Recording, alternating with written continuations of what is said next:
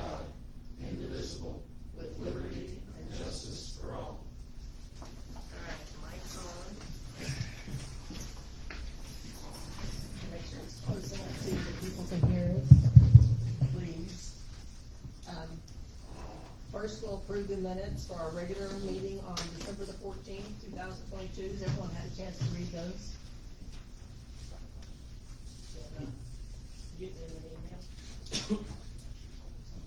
I have them here if you want to look at them. You guys know. I don't think you should. Well, you weren't here anyway, so you probably wouldn't vote. Yeah.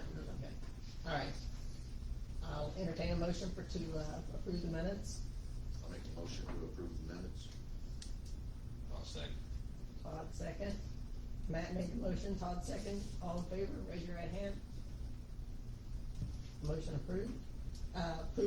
One abstain, because he remember, so, 6. Approval of the minutes for our special meeting on December the 29th, 2022. I'll make a motion. Randy? Randy makes a motion to approve those. Second. I'll second. Lance, second. All approved. I wasn't here, I was on the phone. Board reorganization. I'm the vice president now, since Steve is no longer a board member, and he was the president, so I will open up the nominations for the reorganization for our new board, and we'll start out with president. I'd like to make a motion for president of Randy League. Okay. I'll second that. Okay. Matt nominated Randy Lee, second by Todd. Are there any other nominations? Going once? All right. All in favor, raise your right hand for Randy to be president. 1, 2, 3. All right. Unanimous. Yeah. You wanna come take over and do the vice? I'll switch up on the house. Have a motion. Right. Oh, great. How about that? I'll write it up. I got you.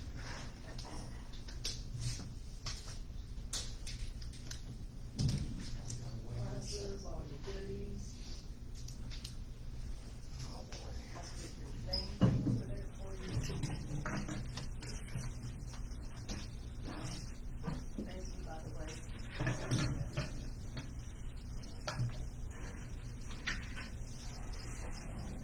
Okay. Yes. Thank you all, I appreciate it. So I'll just go ahead and continue this meeting here with the reorganization part for vice president. The floor is open. I'd like to nominate Lance Collier for vice president, please. I'll second.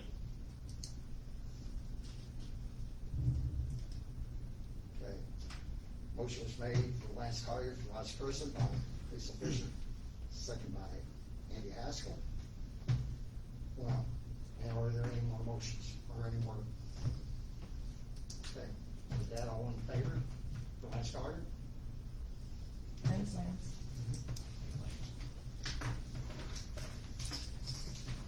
Are we gonna put the vice president up here, or Where would you want? I You do what you want to do. would like that? Okay, all right. You just Well, correct. it's nothing personal. You look better. I need somebody over there to get me once in a while. I got it. Andy's on it. We can vote on it. Well, it might be pretty long. You just got some there. I know, man, then, Brian had my seat on one.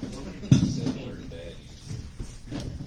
Is this where the head goes? It is exactly where your hat was.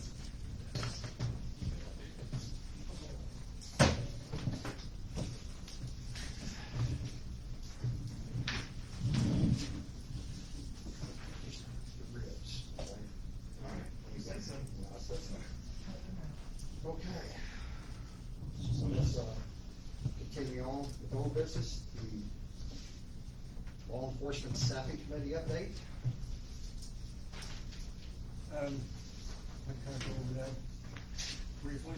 So, at the November council meeting, Sheriff Warren and Chief Deputy Curry, came in requesting, to look at staffing, adding additional staffing for the sheriff's department, mainly to help cover, open gaps in the town of Beebe's law enforcement. So the council made recommendation to put a committee together to go kind of look at these issues, so, Lisa and Randy and I went and met with the town council and also spoke with the sheriff's department. I'll kind of give my gist of the meeting, you guys jump in here if you want.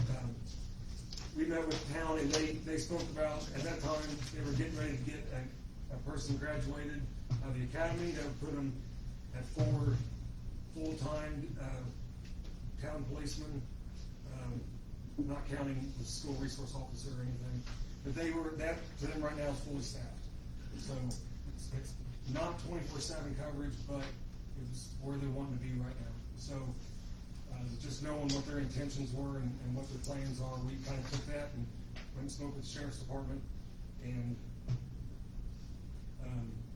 then I also spoke to, Jackie, that helps us with our budget a lot. And, I think my thoughts on it is we have room in the public safety fund to go ahead and add 1 deputy, at any time, I think.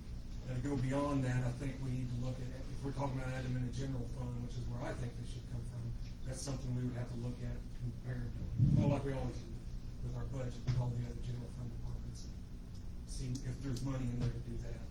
But at this time, I'm comfortable with adding 1 out of public safety to try to help get some of those gaps closed up and get more coverage. I know they're wanting 2 for both shifts and get ideal coverage, but.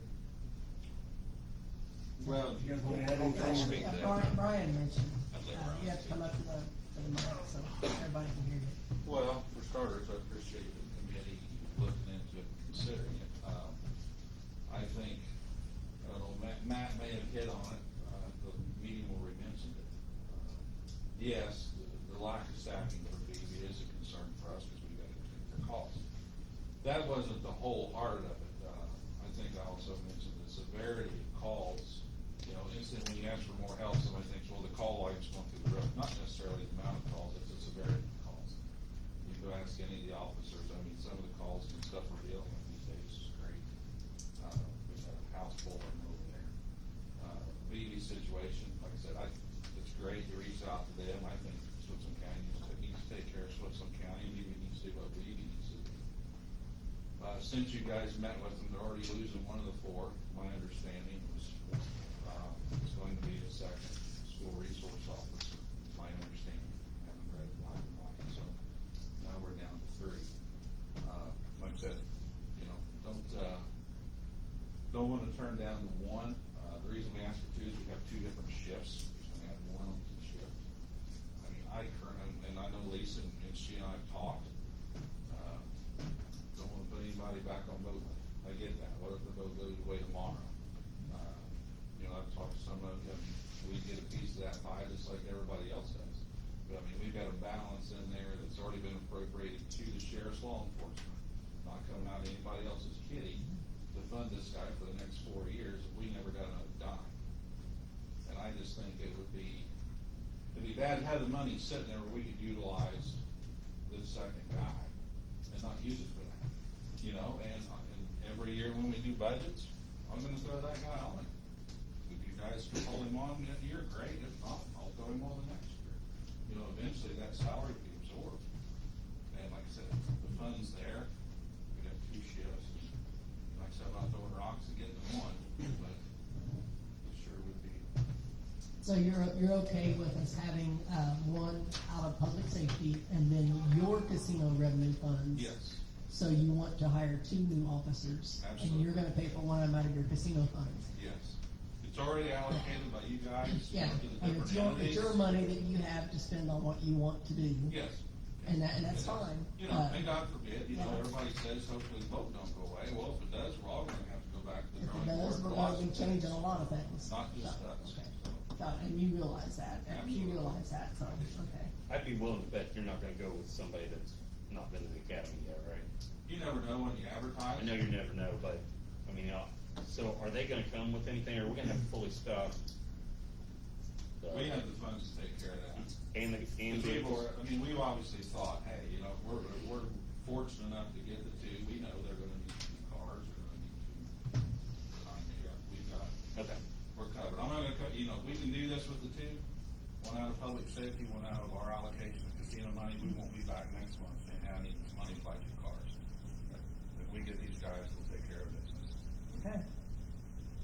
I just wanna go back to the financial part. So Jackie's saying, yes, we can borrow, take it out of safety, is that what I heard you say? One. For one. Because we haven't spent all the public safety money, you know, we withhold, I think 10% is what we're supposed to be doing, but there was enough there, we didn't have it all allocated out. So there is enough money in public safety to cover the salary of one officer. And depending on if somebody, like, I think where Andy's going, you know, if it's a brand new guy with no academy, he's gonna be down here on a pay scale. You know, if he's a 15, 20-year guy with academy, he's gonna be a little higher. So you never know who you're gonna get. so no other surprises other than the salary and benefits, right? No. That would And that be- was all taken into consideration with those amounts. Yeah. Yeah, that's the only thing I was. Because we don't wanna leave that out either. You know, nobody likes surprises, you know, so we try to do the math on Salary everything. and, You've got one bullet. Social Security will be on public safety. Benefits will be like everybody else's out of the casino. The retirement portion and the, will be, that'll go up a little bit in public safety with one additional person, plus the salary. Okay, and so I know you work off of a grid, so, and I know Lance, you were the primary sponsor of that grid. Does these two individuals just fall into that grid? Yes. And the Moving forward? matrix. And that's what I That's say. what I mean. Right, and that's why I say, you never know where they're gonna fall into it at, but even if somebody, even if we was lucky enough to hire somebody with years of experience and training in the academy, which we all would love to have that, but even if they was maxed out on the pay matrix, adding the benefits on top of that, there's ample enough in public safety, and then out of what's been allocated, that's the casino fund. I don't have a problem with that, Brian, I know we have that matrix, and I know that we said we were gonna go buy that matrix. If this gets blessed tonight, I'm not gonna put that on me, but if it gets blessed, I just ask that you update that matrix. Sure. Yeah, well, it will. So that we have something that's consistent and accurate and current. Yeah, well, wherever they fall into the matrix, I would come back to council meeting for Sure. the salary ordinance. Right. Because that's the only way you guys are gonna know exactly what those salaries are gonna be. Is it brand new guys, a 10-year guys, a 15-year guy? Yeah. That would make sure that it's covered, I think I figured out there's like close to 80,000 left in that public safety, Yeah. so. I'd like to see. And even if he's maxed out on the pay matrix plus benefits, you're looking at around 75. And that's like I said, we We can pick just, that we guy. just verify it. Don't pick that. well, that's the word. All I He know makes is- more money, but it sure is nice having somebody who tries carrying gun and badges. Is this something we'll review annually, or is this gonna be a permanent step? Don't be firm as that. So we haven't added any revenue, it's probably over 14 years. What are we doing, Fred, trying to approve two?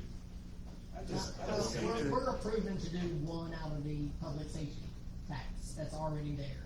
Okay. So it's But he's not- gonna need approval to pull out of his, though, right? Do you need approval to pull out of ours, or out of yours?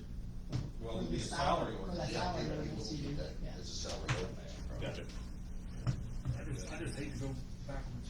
We worked so hard to get those sheriff's deputies. We created a public safety tax just to get those deputies off of there. Mhm. And all that money's going to the sheriff's department. I feel like we're doing all we can. I'd like to go through the budget cycle, All of it. or at least look into it. I mean, so we're getting an EMS person, Yeah, somebody goes to EMS. and the commissioners, well, none of it's going down. I mean, we're putting them under commissioners and EMS, I don't know what we're calling it. But they're gonna help with the billing and stuff there. Maybe after we look at the EMS budget, this vendor looks at their budget, maybe we can move that person over to EMS, and now we've got a salary open in the general fund. But until then, I can utilize funds that I've already got. Like I said, I can pay that guy for the next 4 years.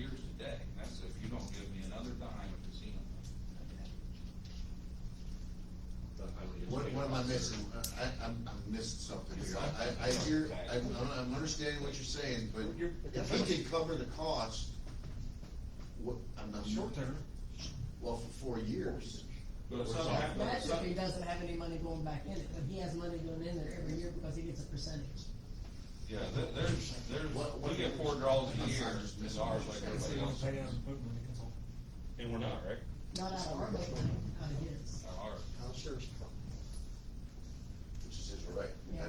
And if the boat money ends, so does his funding Right. for that. And Lance, I guess if this was coming out of, So what happens in that? They get laid off, no, no different, there's gonna be a lot of changes by a lot of places if Yeah. something happens with boat, Be not a lot just more, me. be a lot more than one deputy probably. Well, I mean, it'll be just one, Yeah, but like I He'll be the only- said, That's what I'm saying, he'll be the only one that's not Yeah. paid. yeah. right, That's true. And that is if in 4 years we can't figure out how to cover it. exactly, exactly, that's why I said, I will put him in the budget for the next however many years. If he's absorbed next year, great, if it takes 2, 3, 4 years, whatever. I'm comfortable with it. So we can go ahead and do this time. The need is definitely there, and we would appreciate your support on this. you can vote on it too tonight, Randy, but I Yeah. believe we still have to come back with a salary ordinance for him, correct? Once we Yes. figure out what range is. Yes. So do we wanna vote on it tonight or not? I'll make a motion that we, do one officer out of public safety funds for the sheriff's department. I'll second that. So made a motion for one officer of safety tax. And seconded. All in favor? So we get the second one out of my book one. Sure, we can bring it to your salary ordinances. There's no vote on him, right? Nope, it's his phone. We appreciate you guys' support. Welcome. Thank you. Thank you, Ryan. Good work, man. Thank you. Not feel bad. Your guys, without your guys' support. You need Richie's number? I got it. I got it. Come back home. Uh-huh. Come back home. Well, we'll continue being on, I guess, new business. And on deck is Ryan Marshall. And you're gonna have to make. And I'll have to get out of the way.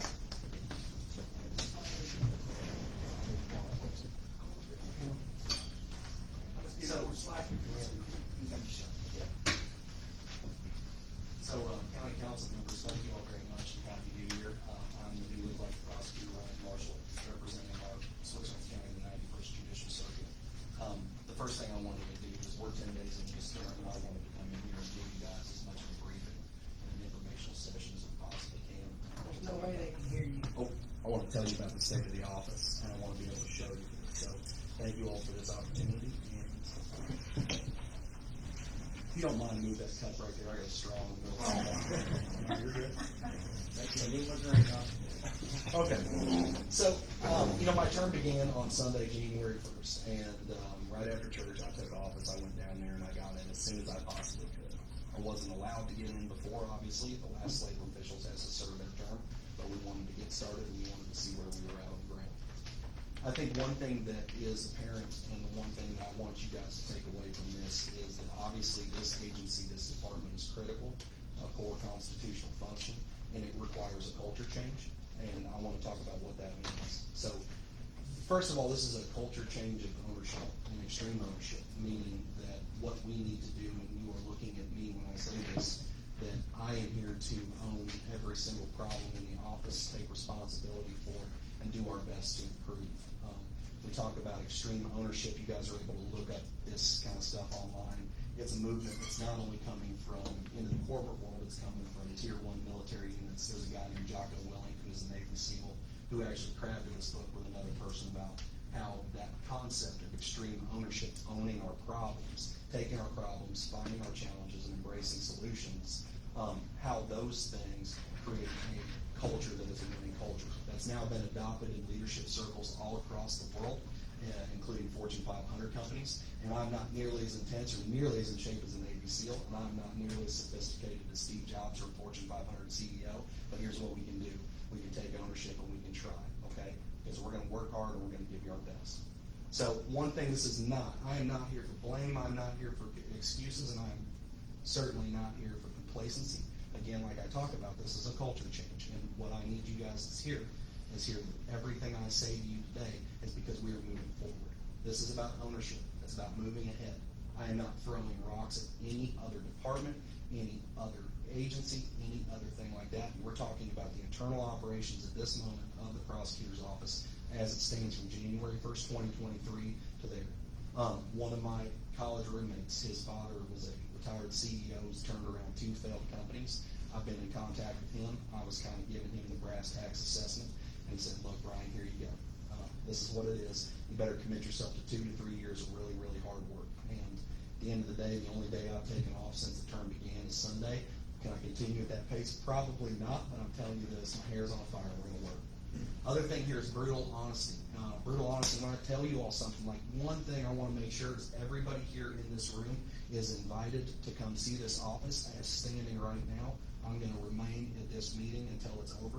You guys can ask me any questions you want. You guys can come over and see it. So please come visit, and that's a standing opportunity.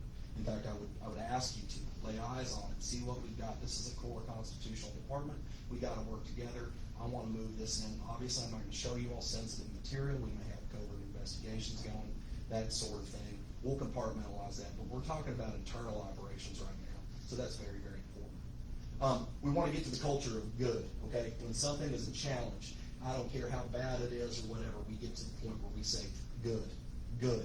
What does that opportunity do? What does that opportunity mean? What is our response? So how do we get to good? Because when challenges happen, it's our job as leadership, it's our job as the prosecutor's office to say, good, now we have an opportunity to address this problem.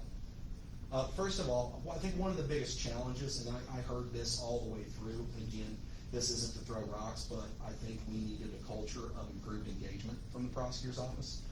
So like I said, I mean, we started as soon as we possibly could. It's one thing to say it, but it's another thing to show it. So Sunday, January 1st, we were in there, and I was counting files, and we were doing the best we could.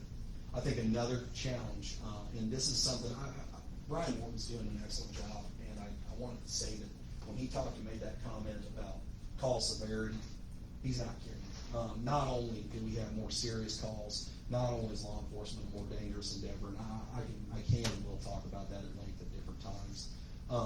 One of the things that this requires here is an improvement of relationships between our prosecuting attorney's office and our law enforcement, and I set about to do that immediately in the ways that I could. Good. We got to find our good here. So how do we do that? How do we start those relationships? And we do it in very, very small but important ways. The first thing I did, even before my term started, I was still a law enforcement officer with the Deputy Prosecutor's Office, or Deputy Prosecuting Attorney, Ripley County. Allowed me to have a badge, allowed me to handle firearms. So the first thing I did was when I was invited by one of our sheriff's deputies to a firearms program to shoot pistols with him, I went, I qualified to the best of my ability. Then I pulled a 12-hour shift ride along. I put a vest on and I went out and saw that. And I would tell you this, and I would invite you not only to see my office, but talk to him and get out there in the county and see those deputies. One, meet them, figure out who they are. Not only that, go see what they do. Talk about what it's like to be out there in the middle of Posey Township in the middle of the night with no backup and 15 minutes away. That stuff is very, very important. Right now, we've got logistical issues throughout the county about routes of transit. Think about response times, think about those sorts of things. And I promise you, knowing about it's one thing, hearing about it's another, but going in there, seeing it, feeling it as that Velcro and you're sweating through your vest is a whole different thing. So fortunately, the sheriff's been extremely gracious with that. I got an opportunity to do that. And during that time, I think I rode from about 1 to 1 on the night shift with those guys. Fortunately, it was an extremely quiet night. Things I see in that capacity, I become a witness to, so I had to recuse myself out of one driving while suspended. But that was good because I got that opportunity. The other thing I did is while I was there, I was talking with those guys on the night shift. One, it's cop talks is what we call it. Cop talks happen a lot of times. They're standardized trainings that we did at the Ripley County Prosecutor's Office, at least annually. COVID delayed that, logistics delayed that, trial delayed that, but we have done that. I've done that in the past. In fact, this is an old cop talk presentation that I was able to do. Again, so that night, even while I'm on that ride along, we're having cop talks. I tell those guys every single time we get to talk is a cop talk. Ask me these questions. Let's work together. Call me. Everybody got my phone number. I wrote it. I said, new guy, Ryan Marshall, phone number, email address, laid it on the squad room table. Let's get after it. I'm gonna go meet Vivi, I'm gonna go talk to them tomorrow. I'm gonna be talking probable cause, hopefully search warrants, those sorts of things, because obviously when we have turnover, we have new departments, we have institutional knowledge, we wanna upgrade that as soon as possible. And so, yeah, tomorrow night, hopefully around 4 o'clock, I'm gonna be able to do that, meet that entire department. So we need to be getting better, we need to be doing that. So I've taken 3 steps to do that, to at least form those relationships. I've tried to be in those offices every single day, not only that, come in to see probation officers, 2 great ones, what do they need, how can I help? How do we get our processes along? And right now, we've got a long way to go in terms of the operations of the prosecutor's office.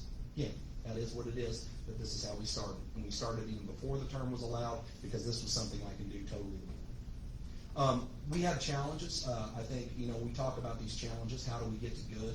December 20th, our 4D child support administrator told me she was taking a new job. I did everything I can to retain her. She stayed actually a couple days after to help us get some emergency things done, things that frankly should have been done before. But as of December 20th, I was notified there. And then day 1, our office manager came in and, after essentially almost 20 years, she's decided to retire. Wonderful lady. I wish her the best and all that. It's a new season of life. I would not want to have lost either of those people. However, I totally understand it. They're totally on good terms as far as I'm concerned. We have a 2 weeks notice that we're working towards with our office manager. So obviously with the staff that I have, I've got 2 administrative people, 1 chief deputy, and 1 child support person. We're going to need to handle 2 positions right off the bat. That's a challenge. It's okay. Another challenge. Transition. I made a good faith attempt at transition. That was ignored.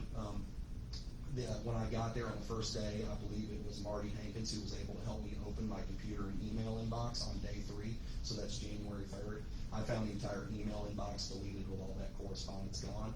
And then actually, had there not been a secondary email that rolled in that morning that I wasn't even aware of, we had not filed what's called our annual budget addendum. And I'm learning this stuff off the bat because I'm a felony prosecutor now. I've got plenty of things. But January 3rd, we get an email that child support reports, which it was a 1-page budget projection for the year, had not been done. It would have been eligible to do from November 1st to December 31st.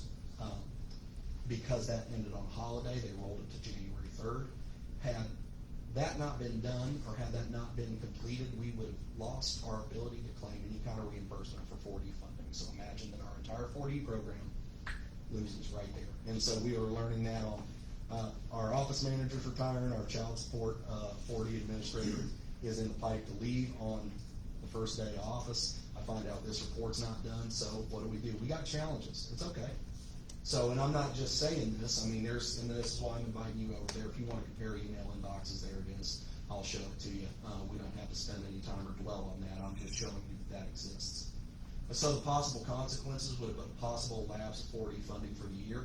Fortunately, we have received grace just as a statewide decision. They extended the ADA Budget Amendment Act or the budget amendment requirement to January 17th. That was the secondary email. But glad they did, because obviously we get a chance to fix that. So I set about doing that immediately. The unfortunate part is because now that we have all that turnover and transition, to have the bureaucratic red tape to, pass through the security protocol necessary to do 4D, because that's all federal tax information. Unfortunately, we were working with state government, federal government, county government. It's not the most efficient process, even though it's all very, very well intentioned. So we couldn't even log into a lot of these systems. I'm still working on that. That's happening as soon as possible. But we even had them fax a form to do it by hand. We then did that by hand. We put that up to the state immediately as a backup, and hopefully that portal's going to get open for us, so we're going to be able to do it electronically, and we're going to back it up. That's in my email inbox today, I think, as I've been working on some other stuff, including this Renata County presentation, Renata County project. We were up there looking at Ripley County's 4D office to see how we can revamp ours and make ours better. So basically what I'm telling you is that these things have been, even though they're exigent, there was kind of a grenade that rolls into our lap, and we're handling it. So I guess that's the point. We find good. How are we finding good?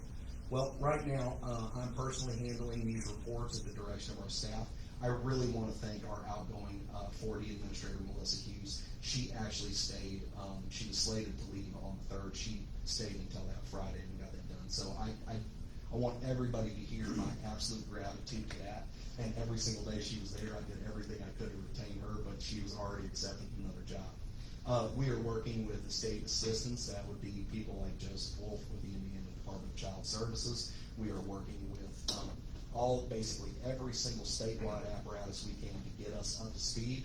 Fortunately, I and my chief deputy both have excellent relationships with our former office administrators in that capacity. I was up there today learning from Amanda Bruner, who's been doing it forever at a very high level in Ripley County, and she said, Ryan, anything you need, we'll get it done. So we actually had an hour-long meeting up there today with a potential candidate to replace them, just to kind of get a feel of like what we're doing and how we do that and we get that better. Not only that, I'm going to be there.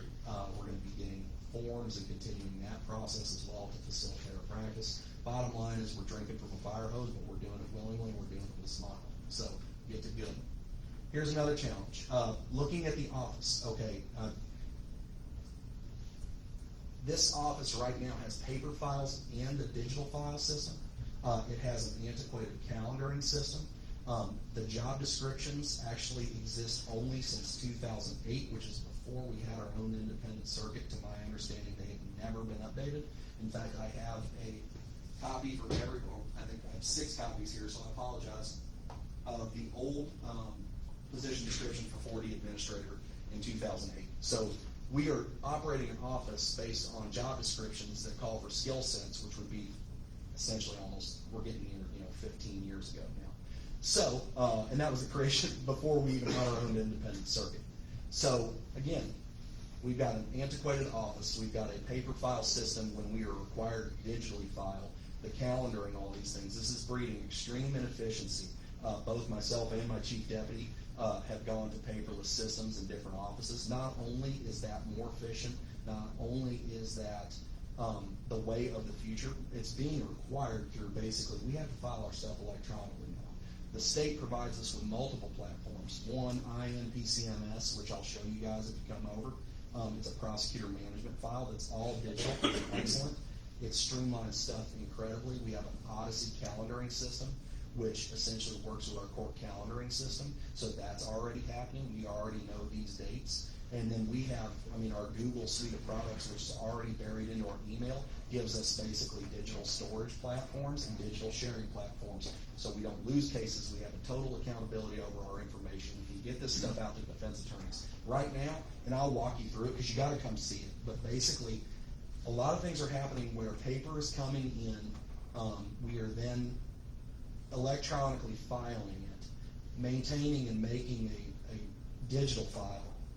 Then we're creating a paper file. The paper file has its own extremely Byzantine system that I don't think really actually facilitates any kind of resolutions or any kind of ability for us to use that because we've evaluated several of these files now. So we are doing essentially twice the work, and it's overwhelming the staff, even though we're required to do that, and we can be more efficient. So right now, obviously those things are challenges administratively. Like again, I'm talking about internal operations, so that's where we're going. Here's some pictures of this. This is actually where the budget was. This was in a banker's box in the corner.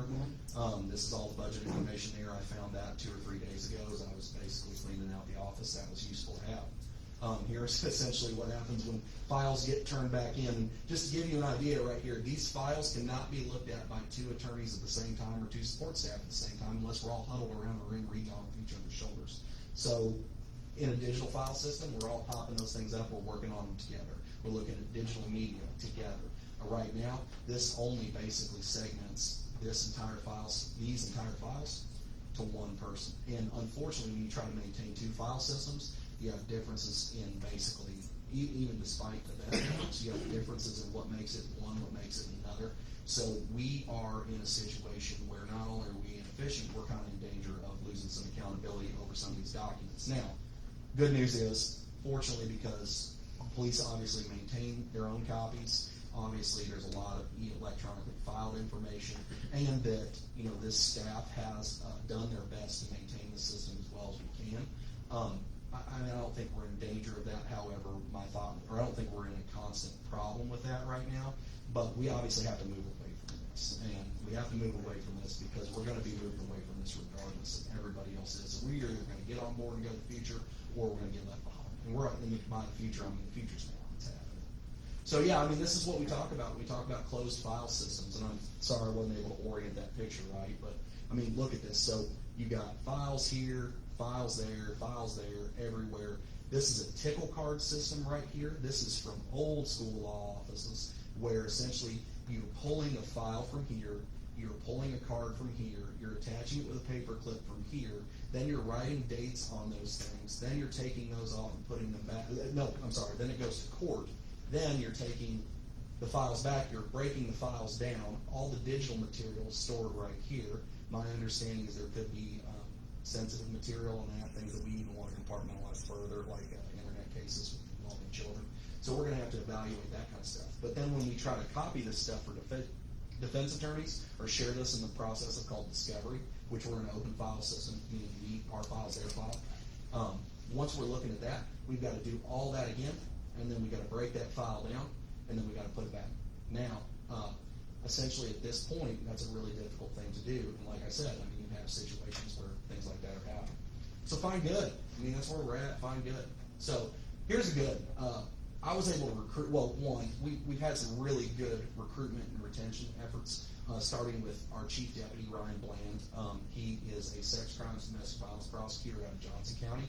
I was able to talk to him. He was one of he's highly recommended from statewide practitioners. And I was able to talk to this guy, and he's outstanding. He comes from a court. He, I think, ran all the sex crimes in Johnson County, which is a county of, I think, 150 to 200,000 people, don't quote me. Sex crimes and domestic violence. He's had a career prosecutor. He's a father of 4, and I'll tell you, the bottom line is I was told this point blank from one of my mentors. He knows when and how to evaluate a case. He's good with cops. He's great with kids. He knows every chance for a victim. So awesome, huge recruiting win. I even sent, when we started talking, I sent him my resume because that's the culture we're trying to get.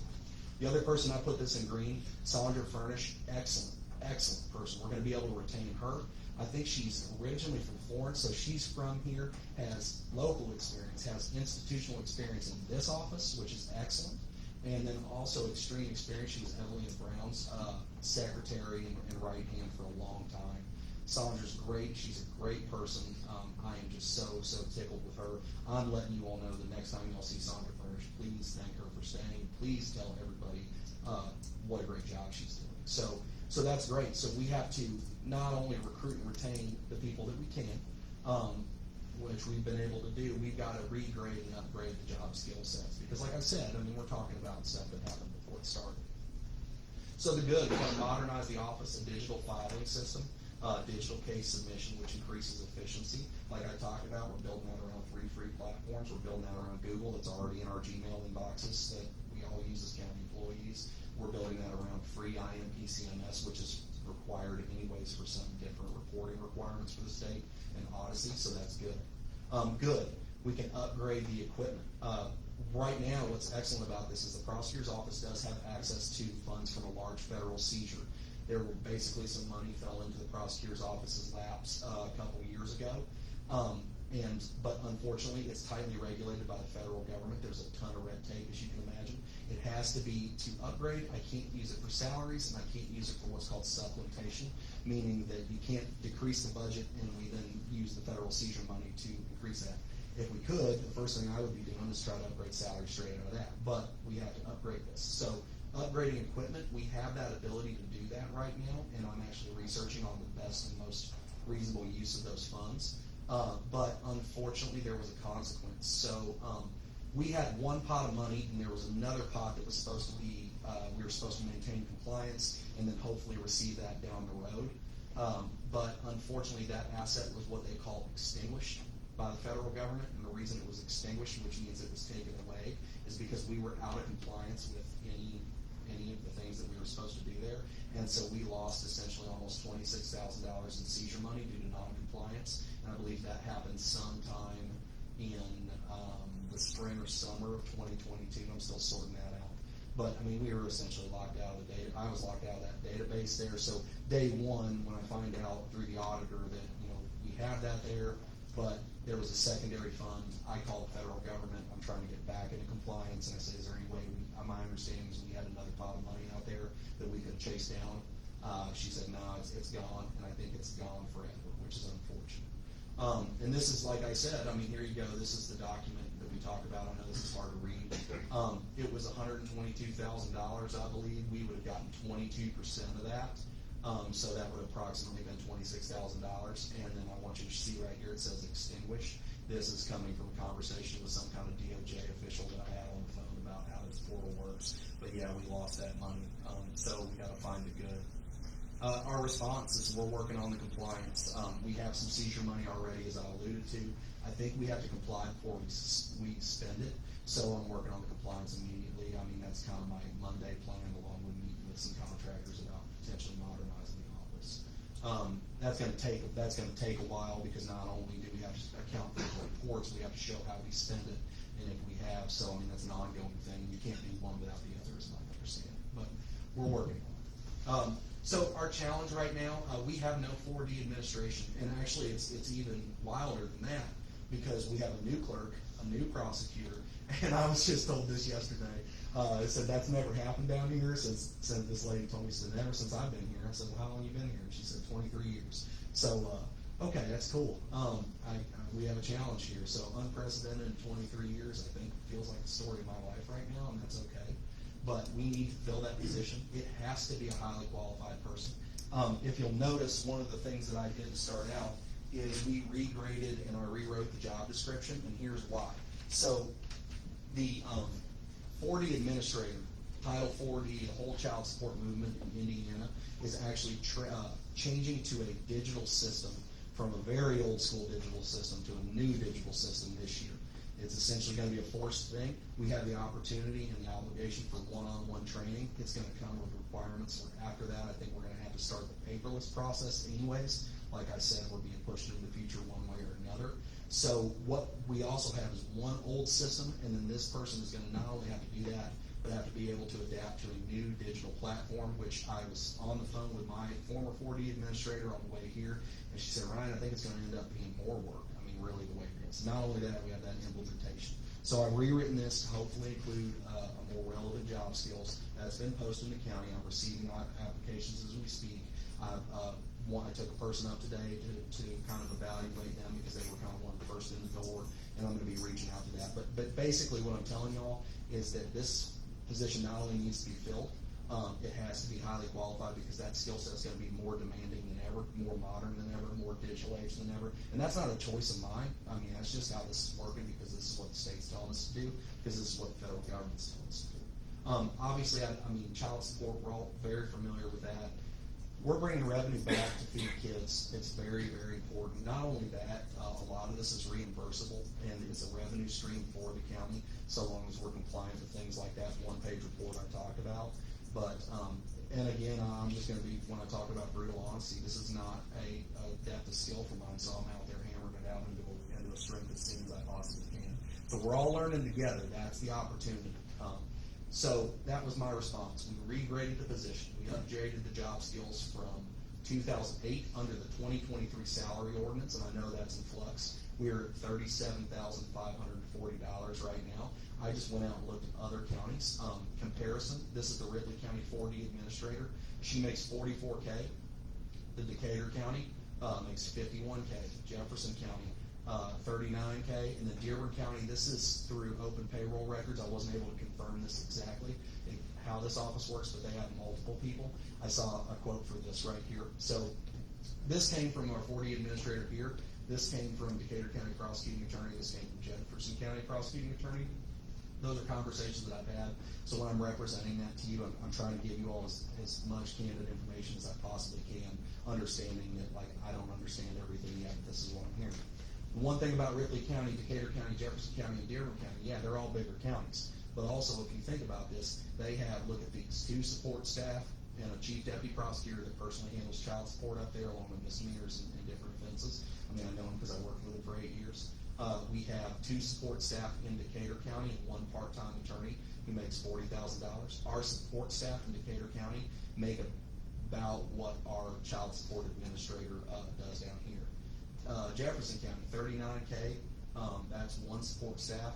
So looking at that, we have kind of the Texas Ranger mentality down here, where it's, you're gonna do it one-on-one. It's gonna be me, and it's gonna be the 4D administrator, and that's just how it is, because I wanna free up our chief deputy to make sure that he has one dedicated function.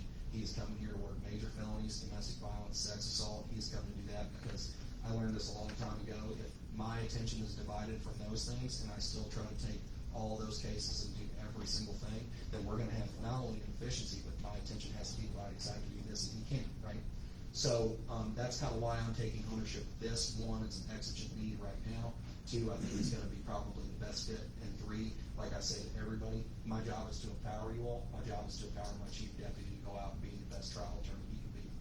So, I think the response, I think an appropriate response right now, and I'm asking for this, but I understand procedural differences. I understand we need to explore this, so by all means, do not think I'm coming in here and demanding this. I'm proposing an opportunity to upgrade and meet these challenges in 2023, to upgrade the salary from that salary ordinance, assuming we're on it, to 43.5, which would be a $6,000 increase. And I know that's a big deal, and I'm not making light of it. I do say that because 4D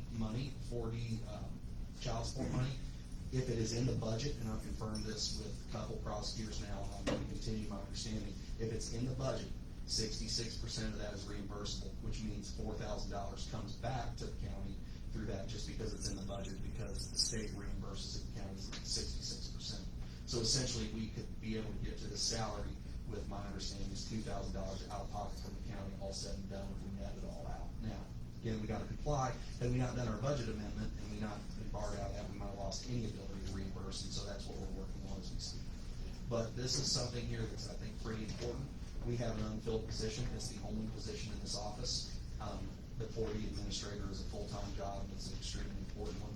Even though we have fewer cases than maybe a Ridley or Dearborn County, obviously, she's doing it all. And so our ability right now is compromised in that. And so that's why it's very, very important for me not only to fill this position, fill it quickly, fill it with a qualified applicant, because this training is now starting, I think, in February, and we are gonna have one-on-one training with the state, I think sometime between March and May. So the bottom line is they're coming regardless. We need to be prepared for it. So this is a proposal I have right now. I don't know procedurally where we're at and how these things work, because this is my first meeting 10 days into the term. And again, like I said, I'm not complaining. Good, find the opportunity. But these are some of the ideas that I've got at the moment, and then any other extended questioning or comments, I'd be happy to. Let's find good. Let's keep working. Thank you all very much for your time. I'll be back here on the usual before. You have to compare the salary, the counties are same size. So- If you look in the fact book, you'll see where that is and see if we're in line with where those are. Sure. Because comparing us to Ripley County, Decatur County, or Jefferson County, we have no industry in Switzerland County. Right. Those people are funded, their general fund is much bigger, much fatter than what Switzerland County has. And we have to stay within our guidelines of what we can afford. We don't have Hillenbrand. We don't have all Grody and all those factories in Jefferson County, so we don't have the revenue in Switzerland County to pay like that. Sure. And then when you consider the fact of how many people are in Switzerland County that the 4D lady's even working for is minimal compared to those size counties. So that, to me, that's not a comparison on salaries. You have to look at, and if you look in the fact book, it does have counties the same size of population as what we have. And that's usually what we compare to when we look at that. I'm not saying, I love paying people more. Sure. We just don't have the revenue in Switzerland County to do that. Sure. No, and I understand. I mean, this is part of an ongoing conversation. I think that's just kind of one of the things that we're talking about right now in terms of this. I realize you're hiring somebody, you're trying to hire somebody, and you wanna Sure. offer them more to get them in the door. Right. Well, and we're gonna have to do that because these people are gonna have a harder job and more demanding job than ever before too. So, and looking at that, I mean, and I kind of go back to, you're right, in terms of apples to apples, in terms of county size Yeah, comparison. we can't be compared to those other counties because we don't have near the tax revenue that they do just for pure population of homes.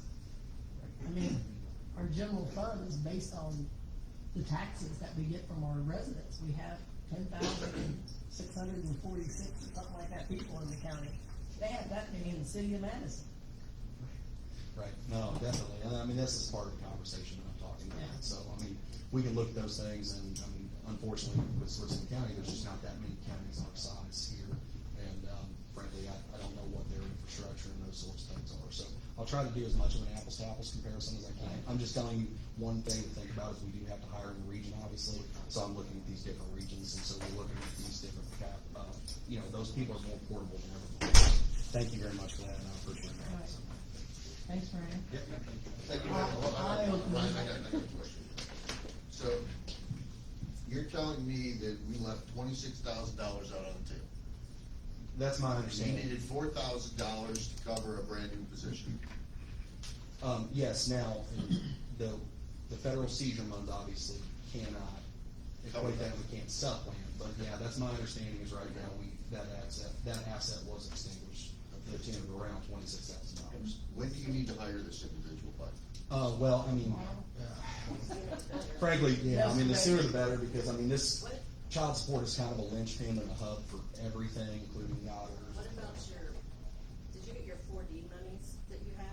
So 4D incentive money is still something I'm looking at and trying to research on. Because you should be able to use that, why couldn't you use that, whatever you have in there? I Right. mean, you should be able to use it as part of their salary. Right.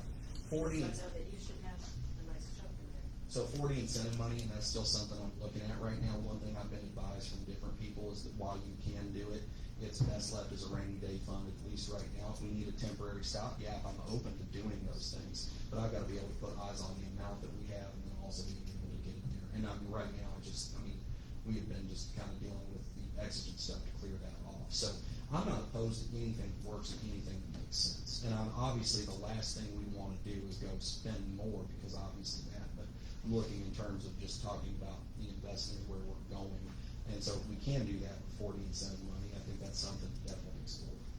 Did you gotta look, I mean, what did you have in there with the invest that's coming? Put the mic in front of her so that. This is just my opinion, Sure. but with invest that's coming, they're gonna slowly take things away from the clerk's office. As far as payments and checks and everything that's gonna come out, which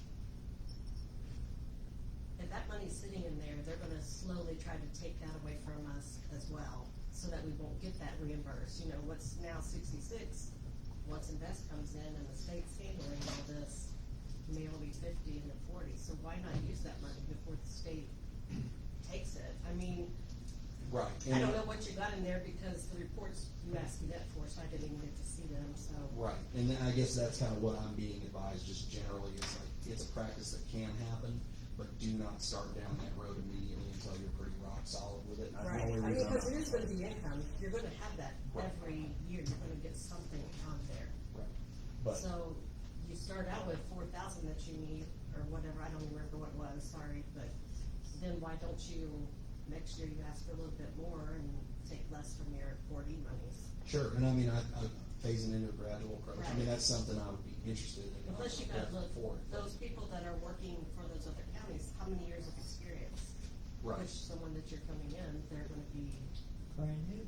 brand new, and they're gonna need not only this new invest training, which I was told that they were, you know, they're gonna have some, counties that are gonna be slowly into it and hopefully have everyone in it by May, but we all know how that goes with Right. the state program, so.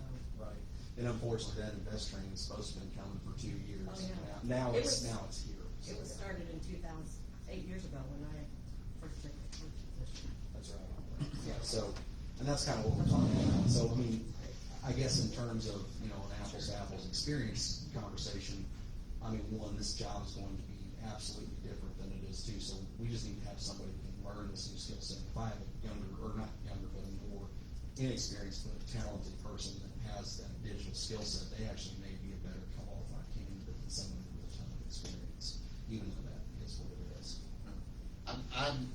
I'm looking at your presentation, I gotta tell you, I'm very impressed with your presentation. You don't need, have me telling you that I'm impressed with your presentation, but I think letting him walk away from this meeting right now and not figuring out, this is what a council does, they are the fiduciary, they are the ones that are the body to help out in finding, and I'm gonna take a slice at your stuff.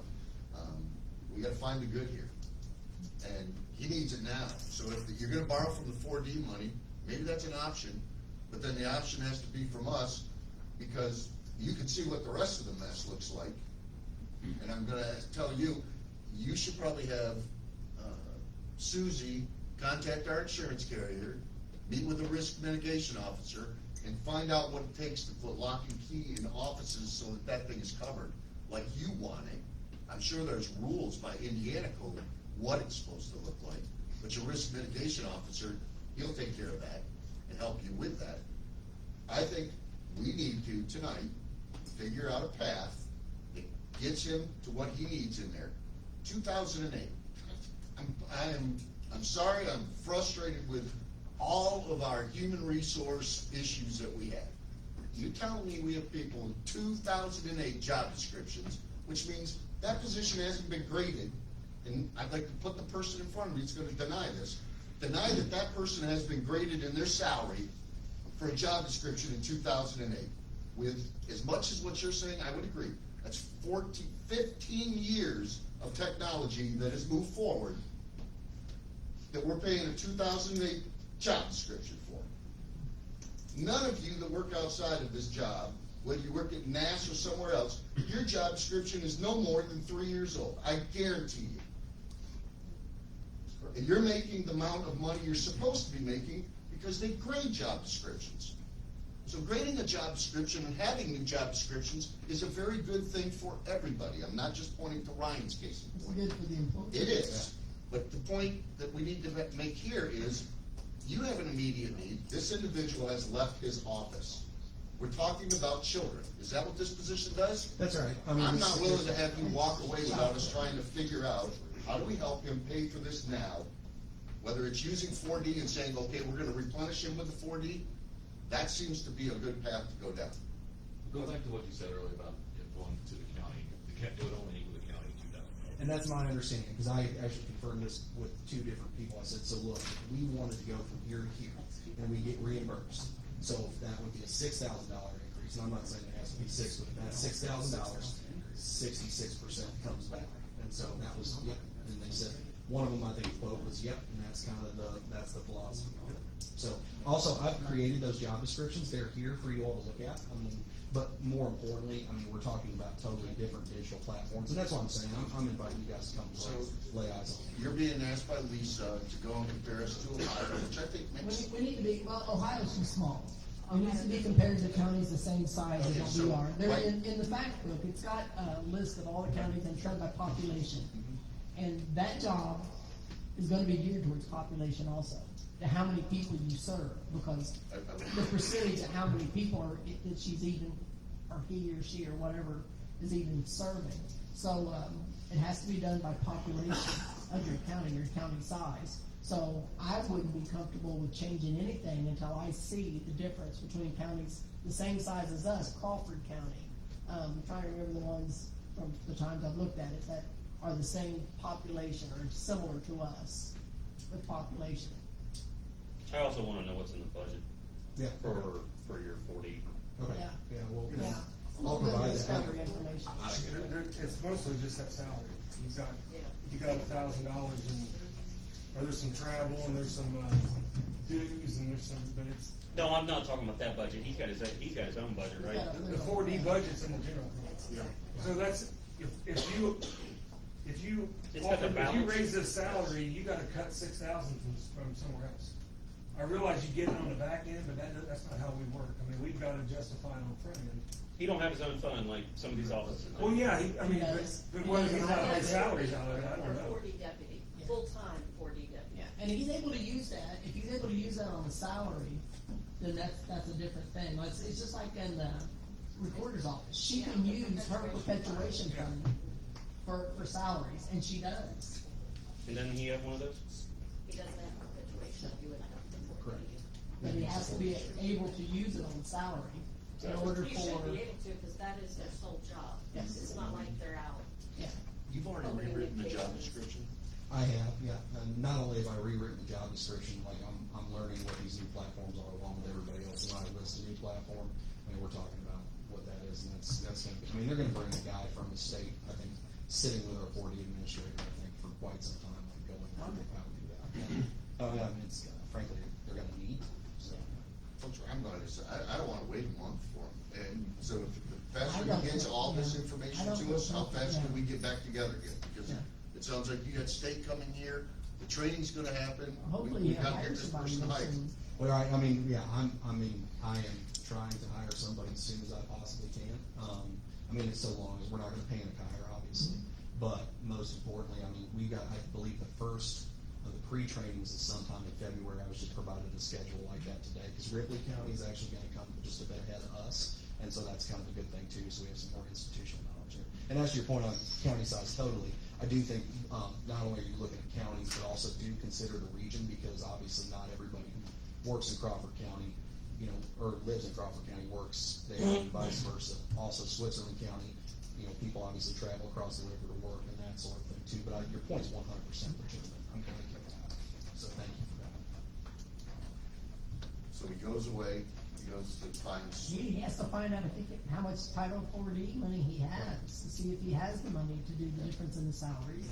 And then we have to look at the fact book to see if that's a justified amount. I mean, I really don't think that we underpay that position. I don't think we can say, I don't know how you can say that. Because it compares with every other county But you haven't looked at the facts number either. I So, haven't. but we have This a, week, but yes. okay, I I'm mean, just I saying that did every position, position in our county. specifically that position has not been looked at. And again, when you look at a job description that nobody's looked at in 15 years, what does that really say about what we have? And I'm sure that you're gonna, on this job description, did you just write that yourself, or did you compare it to other positions around? So, okay, so one, this is the old job description here. So I looked at it, highlighted a couple things. One, I looked at the Jefferson County job description. I looked at the title, or I looked at Ripley County basically from my own experience and what we do. I looked at a couple different online sources right here, and that's where I was able to put those things. I also asked our staff, I said, in the admin staff, I even asked them today, I said, has there ever been any personnel files maintained? Has there ever been any additional job descriptions where you were provided with any of those sorts of things? They told me no, and they told me that they're aware no such things exist. So we are creating some of this out of whole cloth. And so one thing I did is I reached out to another elected prosecutor and said, look, give me a job description that makes sense here. I also updated it because theirs obviously wasn't listing the invest process as well. So Just real quick for future reference, when I started on council, I didn't want any surprises coming in a council meeting. This is a big surprise. I know you're new, so I just want to let you know, we could have used this information a week ago. I mean, and you might not know. Sure. But as soon as you can get this information to us, send it out on the 5,000 emails I receive a day, I'll make sure I look at it. And definitely, and you know, that's kind of one of the things that, Yeah. I mean, you know, and then again, like I talked about, it's not an excuse. I mean, we started on the 1st, I was in there, we were popping Oh, on, nice. Peter's open on the 3rd. We are now at the 11th.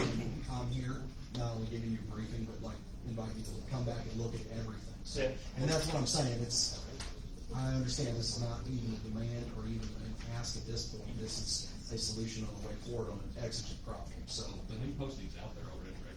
It's out there as of, I believe, Monday, so, I mean, in the time that I was here to there, we rewrote, reevaluated the job description, we relooked at salaries, and we were able to put this together, and so I'm acting as fast as I possibly can, and, yeah, absolutely, it's definitely an ongoing conversation. Got it. Thank you.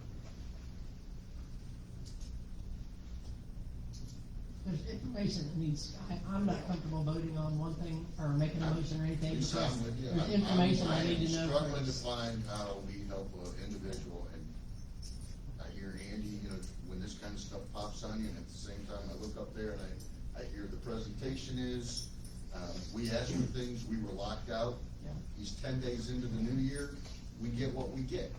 There's other people that asked for that.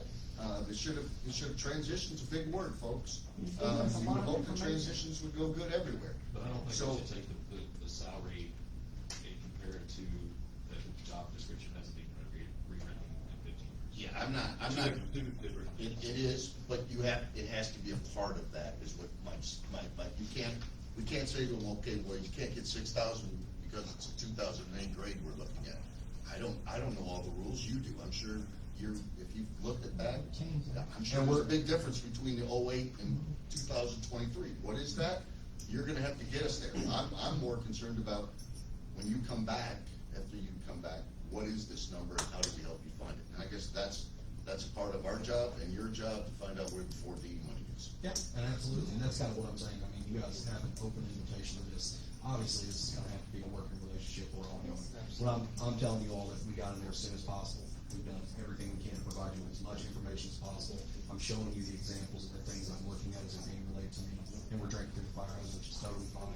And like, keep doing it, come lay eyes on it. So thank you all very much. More information than I've ever had. It is. I appreciate that. Your presentation was very good. And that's what I'm saying, we're going forward, guys, that's where we're at. We're gonna keep doing this, so thank you. Thank you. Thank you, Ron. Okay. Guess we'll just proceed on. Next on the agenda is Mr. Weaver from the Purdue Extension Office for his 2022 annual report.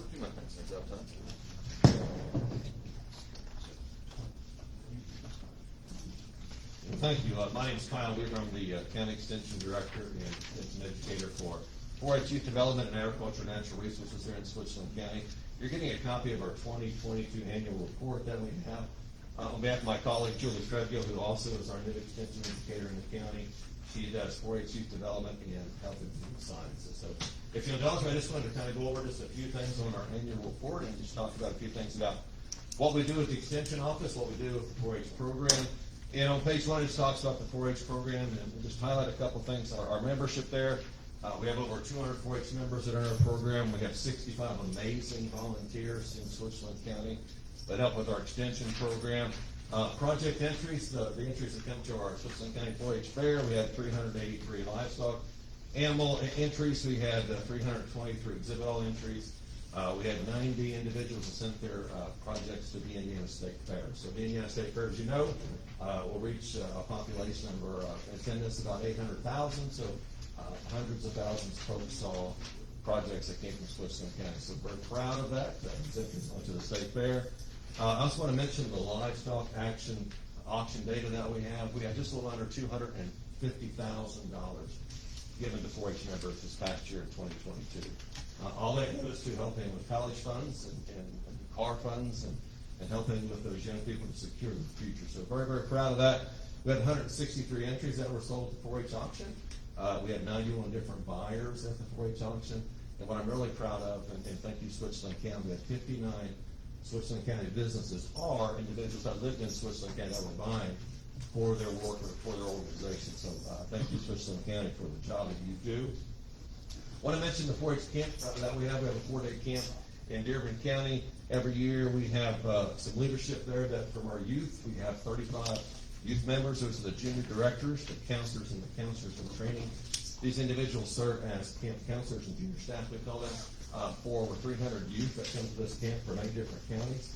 So we have amazing youth that are doing great leadership in our 4-H camp, and we have training, a couple of trainings a year for those individuals. So we're very proud of what they're doing, and we have some parents of some of those individuals here in this room today. So great job by that. We normally have between 79 and our highest record attendance for 4-H camp was 98 individuals. So we are the highest attendance for 4-H camp from any other county of those 8 counties. So again, thank you Switzerland County, thank you Switzerland County 4-H program. Just a few additional 4-H development programs that we do. We do 4-H program, we also do youth programming. If you turn to page 2, I want just to highlight a couple things on page 2. We have the Marshall Mentor Program. The Marshall Mentor Program is a peer-to-peer counseling or mentoring session that we have between our high school mentors and youth that are at the middle school and both elementary schools. So last year we did 18 different sessions. So that was a lot of sessions where our high school mentors got to go to those elementary schools and middle school and teach on 6 cornerstones: empathy, courage and perseverance, kindness, these types of things. So it's a great way to get those youth leaders from the high school, again, this was the Key Club, and get them to come to the youth and teach about what we do and teach about those cornerstones. The 10th grade leadership program is a leadership designed around leadership, team building, civic engagement, volunteerism. And Lisa's helped us with that program a few times, talking with our students that we have there. So again, building youth leadership. One of my passions is building youth leadership and building future citizens that are going to be sitting in your chairs maybe in 10 or 15, 20 years. So that's what we're here to do, and that's what we do in the extension program. We also did the after-school program at the elementary school. So we did about 16 sessions. We would go there once a month at each elementary school and teach for an hour. We do a lot of STEM programs. We do a lot of nature teaching programs, just a lot of things to get those individuals that need further assistance after school, and it's great to be part of that community, be part of that program. We also have a list of the amazing volunteers that we have in the 4-H Extension and 4-H Youth Programming. These are the volunteers there, and they do a great job for us, so very proud of that group. Just on the third page, a couple things about our Agriculture and Natural Resources Program is I provide educational resources and consultation. So if a person calls me and says they have a tree that's dying in their yard, they have an insect they can't identify, they give me a call and I go out to their houses, their farms, and I help them find a solution to their issue. And all that is done, of course, free of charge as part of the contractual services with Purdue Extension. The only charge that a homeowner you may have would be if we have to send something to the lab for a diagnosis, and that would be an $11 fee. So, but we're going to go out and meet tons of homeowners and growers that we have in Switzerland County and solve their problems, and it's great to be able to do those things and provide those services that Purdue Extension does. So if you ever have a situation where you need me to come out and take a look at something, I'll be happy to do that. So again, proud of our services there. The second thing I wanted to highlight in the Ag and Natural Resources area was our Master Gardener class.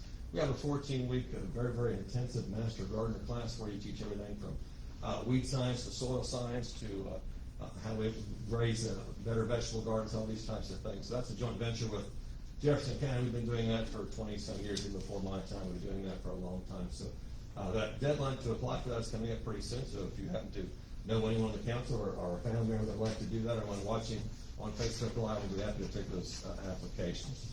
The other part I want to just highlight very briefly was our Health and Human Services. Julie Threadgill is new to our office. She started in May of 22.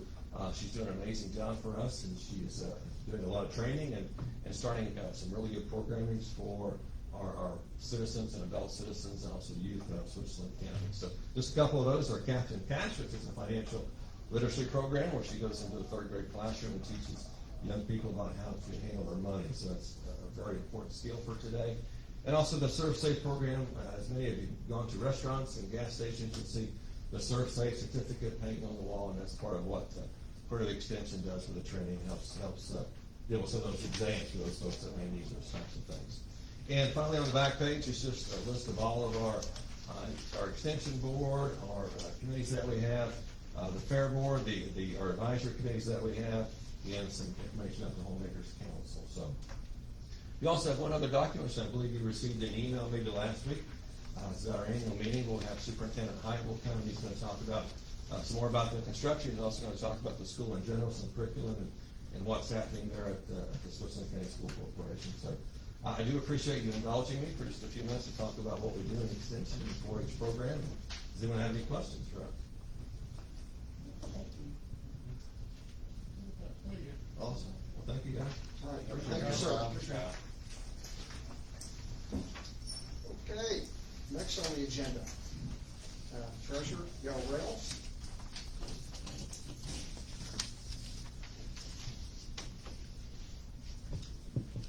I only have a half a page of notes, Okay. so this won't take very long. All right. I'm here to ask the council to pay for new carpet in my office. I have already asked the commissioners, and they suggested I come to you since they have no money in their budget for something of this nature. The carpet in my office is from approximately 2003 to 2004, so it's pushing 20 years. And it's in very good condition, except I have some real concerns. As you know, they discovered mold in my office. There was a contamination or containment wall erected in the area where the mold was found, and my office had mold remediation.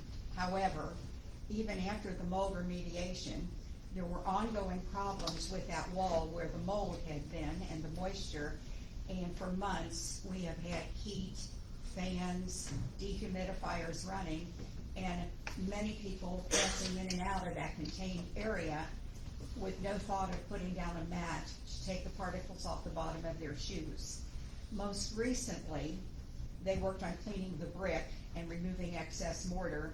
Then they used a wider wheel, and that created a dust cloud that was on both sides of the contained area. And I believe the carpet may be a health hazard. I do firmly believe that there might be mold issues with the carpet and definitely dust. Although it has been very well vacuumed, it's really hard to say what's there.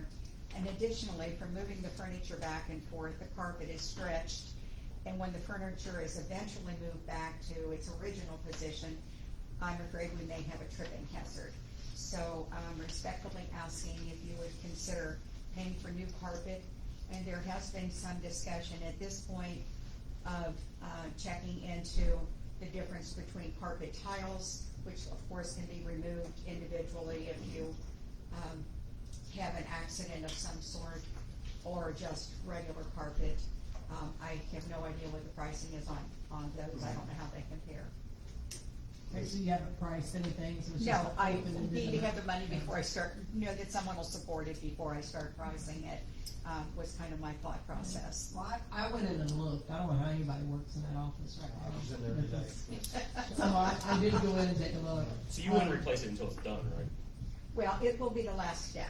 That's why I wasn't in a big hurry, because they haven't even painted, and right now they're fixing the gap between the frame around the windows and the brick, because we're not putting new walls back up. It's going to be exposed brick, Is the majority of the offices in the courthouse carpeted? all of them. All of them. The hallways are not though. When they Exactly. When they redid the halls, they put, I was wondering about why does everybody still want carpet? I have no idea. I think it's for sound also, because, you know, there are no drapes, there's nothing to absorb sound in any of the offices. Susie, I'm sure they're gonna recarpet the entire courthouse, right? Upstairs. Yeah, courtroom. Just the courtroom. Is there a way to work her office into that? It's not very big. No, it's not very big. Would there be a way to work in the carpet quote for her office? We could certainly ask the contractor. We go that route? That's excellent, I have no problem with that. Because we could And get I it way actually cheaper. like the They're already carpet they're in using. I like the carpet they're preparing to use, it would go well in that Mhm. office.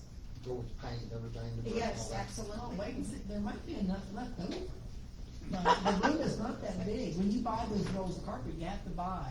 Well, I think they're buying They're squares. squares. Here's your, Oh, they're there's your all tires, yeah. Okay. But they do come in cases, so it's possible that there'd be, There may be enough to just Yeah. do it. We expect this from anybody, any of the other. Yeah, I offices. just, we've done, so to bring you up to speed, we've done the recorder's office, right? And now we're gonna do the treasurer's office. So who's gonna come up next? Kind of shapes the clerk's office in. Your The office. other ones, Okay. the Now other that's the auditor's office. Auditor's office. weren't they done when this Recorder's office is too, though. the auditor's office is carpet is just like mine, it's the same age. That's the same. Really? Yes, and the, assessor's office I thought that was was changed. I thought that was redone with water damage. No, we were lucky, we didn't have any water damage, but the, The only one that got redone. yeah, and the assessor's office, has new carpet. She had a real issue with the carpet having waves in it or something, I don't remember. So that office and the office where the highway department is, those two have been recarpeted. Yeah, I thought, okay. Anybody here, go ahead. No, I'm kind of, I'm for it, I'm fine with it. I was the lone vote against the recorder's office because I wanted them to go check all the other offices and see if anybody else needed it. But that's fine. But Cool. she came with the exact total what it cost to do her office. I know. So we knew exactly how much money it was gonna cost to do her office. And the Don't we way I just- look at it, it's a one-time, Yeah, I'm one-time fine. purchase of something. It's not something that we're adding to the general fund. If we have the money to do something like that, then we can choose to do it. No, we're hiding it in the courtroom renovations. Hiding it in there. So, Eventually, commissioners will end up paying for it anyway. Susie, the gentleman or the company that is doing the courtroom, we're not asking that everybody gets a choice of new carpet or coloring. Are we agreeing that if we keep the same Well, they haven't carpet? decided on the carpet in the courtroom yet. They have not. We're waiting on samples to arrive, so the commissioners can So- review that and look at it and make a decision. Just agree that we don't go and get other colors that's gonna raise the cost on this? No. Just- You're good with whatever the courtroom picks, right? Well, unless it's pink, yes. It's not gonna, I've been there. it's gonna be like a black, gray, speckled. It's perfect. Okay. Because of the color of the walls and the color of the pews and so forth. Yeah. Well, whoever was in charge of picking out the carpet in 2003 did an excellent job. It's held up very Because well. it is a commercial carpet that is held up really well, Yeah. but with mold in your office, Yeah. and it can be restretched. You Oh, can yes. restretch the commercial carpet, so where it got rippled up and whatever, but, See that? I just threw it back on the commissioners. guess where they get the Yeah, money? yes, we're gonna come back, you just throw it in, that boomerang, Oh, I love right back throwing. at you. I love throwing Yeah, it. Alright, cool. There's an advantage to using the tiles, if that's what you're going to use in the courtroom. I have an area where the vault door swings, and the carpet I have down now has a pad under it, so there's vinyl right there. Those tiles aren't that thick, and I think the door will fit without worrying about the vinyl. In the high traffic area, you'll get something to throw it at. You'll get one of them high traffic. We have mats down, yes, absolutely. After it goes in. Okay, sounds good. When you use that commercial carpet, I don't care whether it's a high traffic area, go in there, look, there's not a worn place No, anywhere. I mean, just, It's made for hundreds and hundreds and hundreds of feet to go across. That's true. And there's no path, there's nothing worn. we did. Right. So it's not a yes, it's not a no, it's a discovery.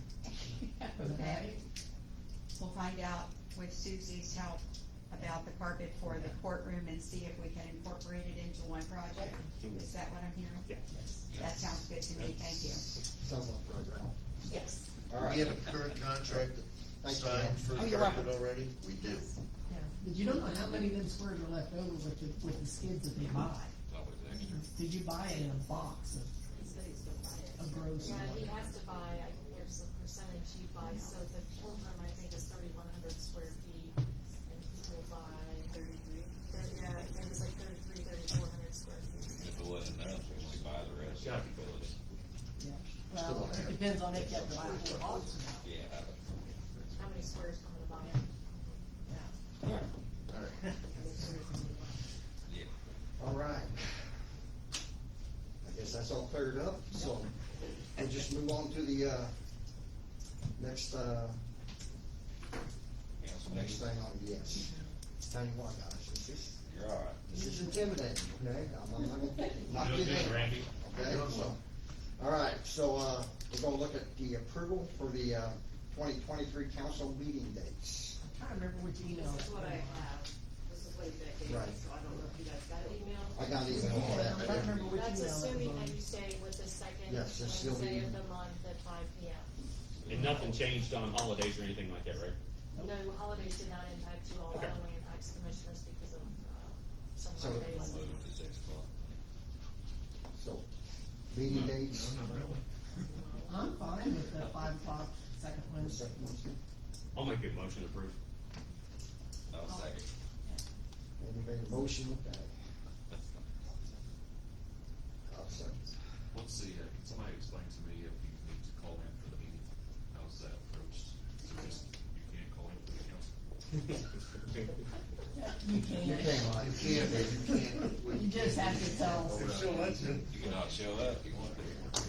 You gotta do I think nothing. I know what's right, I don't know. You just have to let the auditor know ahead of time, and then they'll give you, like, there's a number, Susie, I always let Susie know now that we do that, and then she sets up where you can call. Okay. I think you can, I don't know what the law is on that, how they changed that through the COVID stuff, I don't know if that's dropped off now. We still have to have a quorum, you can't count somebody on the telephone as a quorum. You can't count them as a quorum, they can't vote. House They can vote, but they can't be counted as a quorum of the They can meeting. be counted as a Yes, quorum. Okay. Okay. they can? Yeah, they can. Well, I don't know. Is code up done? I don't know, they've changed so many things. As soon as you get it down, they Sorry, change I gotta stand it. up for just a Okay, minute. that's all. Okay, so I have a motion on the floor from Andy to accept the 2023 council meeting dates as listed, and second by Todd, which would be actually the second Wednesdays at 6 p.m. Tuesday. Tuesdays. No, what's that? Never. Wednesday, Sorry, I 5. got confused with another meeting. Sorry. All right, Wednesday, 5 o'clock. 5 o'clock, Wednesday. All in favor? Raise your hands. Opposed? Unanimous pass. Okay. Okay, next on the agenda is appropriation awareness. Okay, we had appropriations on our meeting, our last regular meeting of December 2022, where we appropriated $80,000 of different appropriations. Taxpayers and council should always have the knowledge of unexpected expenditures from elected officials, department heads that manage on a monthly basis our budgets. A tracking report should be created, communicated during monthly meetings from the auditor's office, so that the taxpayers and council are aware of county debt occurrences. I'm making a motion tonight for the auditor to deliver an ongoing monthly report to council of unexpected expenses causing year-end appropriations with explanation moving forward, and to post that report monthly on the appropriate site for all taxpayers viewing. I say this because I saw a lot of people saying, what are they doing now? Why did they appropriate $22,000 for SER? Maybe we haven't explained that well enough. So we need to do a better job as a body communicating to the public. That's our bosses. I wholeheartedly agree. There was appropriations that we sat in December that we were seeing for the first time that we covered. We did cover them, but they were unexpected from us. I think an ongoing January, February, March, so that everybody knows what we're leading up to in December is a good way to be being good fiduciaries of the county's money. I agree. And we did allocate, we did have additional appropriations that were quite large, which I expected it because of the difference in the electric bills and the gas bills, things like that, which is where a lot of the overages was on some of these things. Yeah, the fuel bills. But it would be nice to know before you overspent your budget $14,000. Are you talking monthly where they're at on line item by line item? If it's not out a of line. budget, if it's not a budgetary expense, then it becomes more than likely it will carry over into an appropriation. Or it's to have prior knowledge, like when your fuel bill is extinguished in August, we need to know about it in August, not wait till December when they ask for more money. That's a great one too. Very good, Jim. Because that happened. I'm thinking animal shelter right off the top of my back was $14,000 over on one thing. That's another good I don't remember what it was, but I was thinking, well, why didn't we know about that when it was $1,000 over? We didn't know about it until the additional appropriation come in at the end of the year and it's already that far out of balance. So we didn't know about that ahead of time. We can also show the lesser amounts and what we're under budget on too, so it would be helpful both ways. Yes. A lot of times they move it around, like they'll take from one pot to put it in the other pot, which we had several of those too. Who does this, the elected official? Yeah, that's where I'm trying to. Yes, the department heads. The They're department the ones, heads. it's not on the auditor. Department heads manage their budgets. Whether you're an elected official or a department head, you're the budget manager. You're the one that knows whether we're gonna have an appropriation. They send it into the auditor's office to be paid. Auditor is going to know what is and what isn't. If you need me to repeat the motion. Is in the negative, like in August, and I'm showing you the animal shelters, 6,000 is the negative already, let's say. So I'm gonna give you that report, why don't you have that department head come to the meeting and. I said, Absolutely. let me cover that motion one more time so that See, we're all. I don't know how the motion reads, but I just wanna make sure that there's no more extra work for Gail. I've covered that for her. It should go on. I am She's making- an elected official. I am making a motion tonight for the auditor to deliver an ongoing monthly report to council of unexpected expenses causing year-end appropriations with explanation from the budget managing department. It's not, I agree, it's not the auditor's job to explain somebody's appropriations. And to post that report monthly on the appropriate site for all taxpayers viewing. I agree, this is not on the auditor to create this report, other than worksheets. The auditor's office is the one that is tracking it on the monthly. But they're not the ones that should have to explain why all this is over for 16, 18, 22 departments. So they'll give her a report, she'll report to us. Yes, when they submit a claim, They're gonna, get their budget from the So it's not auditor's gonna be more office. work for you, What's that? won't be more work for you. No, because they've submitted their claims, those will get put in, and you're just gonna pull it up. Okay, well, we have on the floor right now. I'll second that. there you go, thank you. that does make it a little easier, because there's appropriation words, I was gonna minimize it real fast. So, got a motion on the floor from Matt, it's seconded by Lisa. Any more discussion? Can we talk about it for 5 seconds? One more thing. Can we, instead of writing this in stone, can we do like a trial run to make sure this is gonna work, or if we need to figure out a way to redo it 6 months later?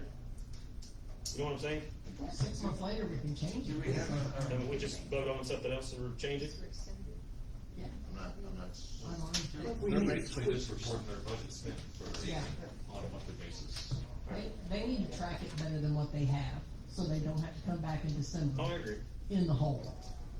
is there a form? That's where I Is get there a form that, would be easy, like all the same departments would use the same form to write in or where they're over, so it's easier for.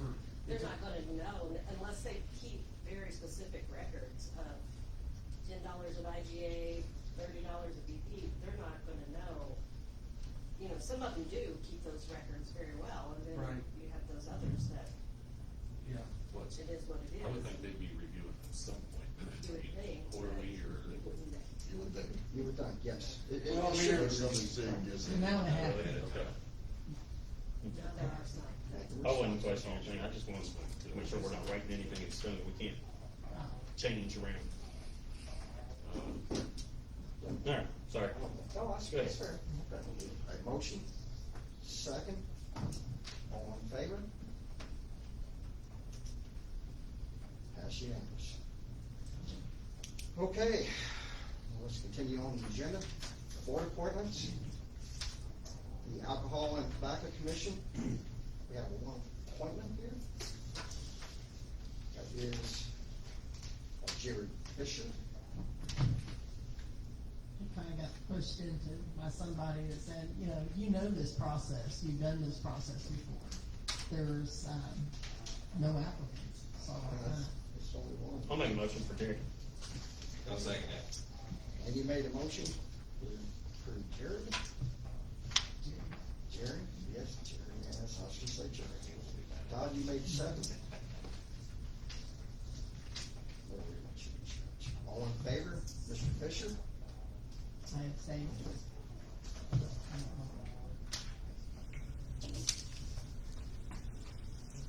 All right. Next on the agenda here is the planning commission appointment. We have just one appointment, but 4 applicants. Which is I'd like wonderful. to nominate Eric Swank.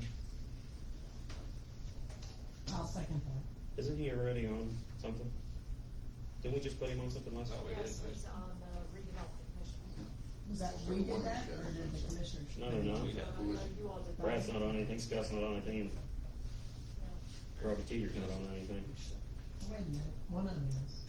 Who? Robert Teeter's on the CERC board. Oh, he is? Appointed him. Robert Teeter's on the CERC board, they appointed him. But, So no, Eric, you're right, but I do not, Bradley Briggs and Scott Rich are new people, I don't. No, they're not on anything. Existing boards. Yes, there's, yeah. You got a first motion and a second motion. Who's, Eric who's the Swank. second? I made the second. I did. Sorry, I didn't hear. I just think we should expand it out for people that are wanting to get involved. And Brad's wanting to get involved, Scott's wanting to get involved, Robbie's already involved, and Eric's already involved. I don't know why we can't go a different direction. I mean, That's just me. You can make a motion. you can make a motion for Am I- someone else. Don't we have to vote that motion down? Make another motion? Take nominations first. We're taking nominations. Alright, I'll nominate Scott.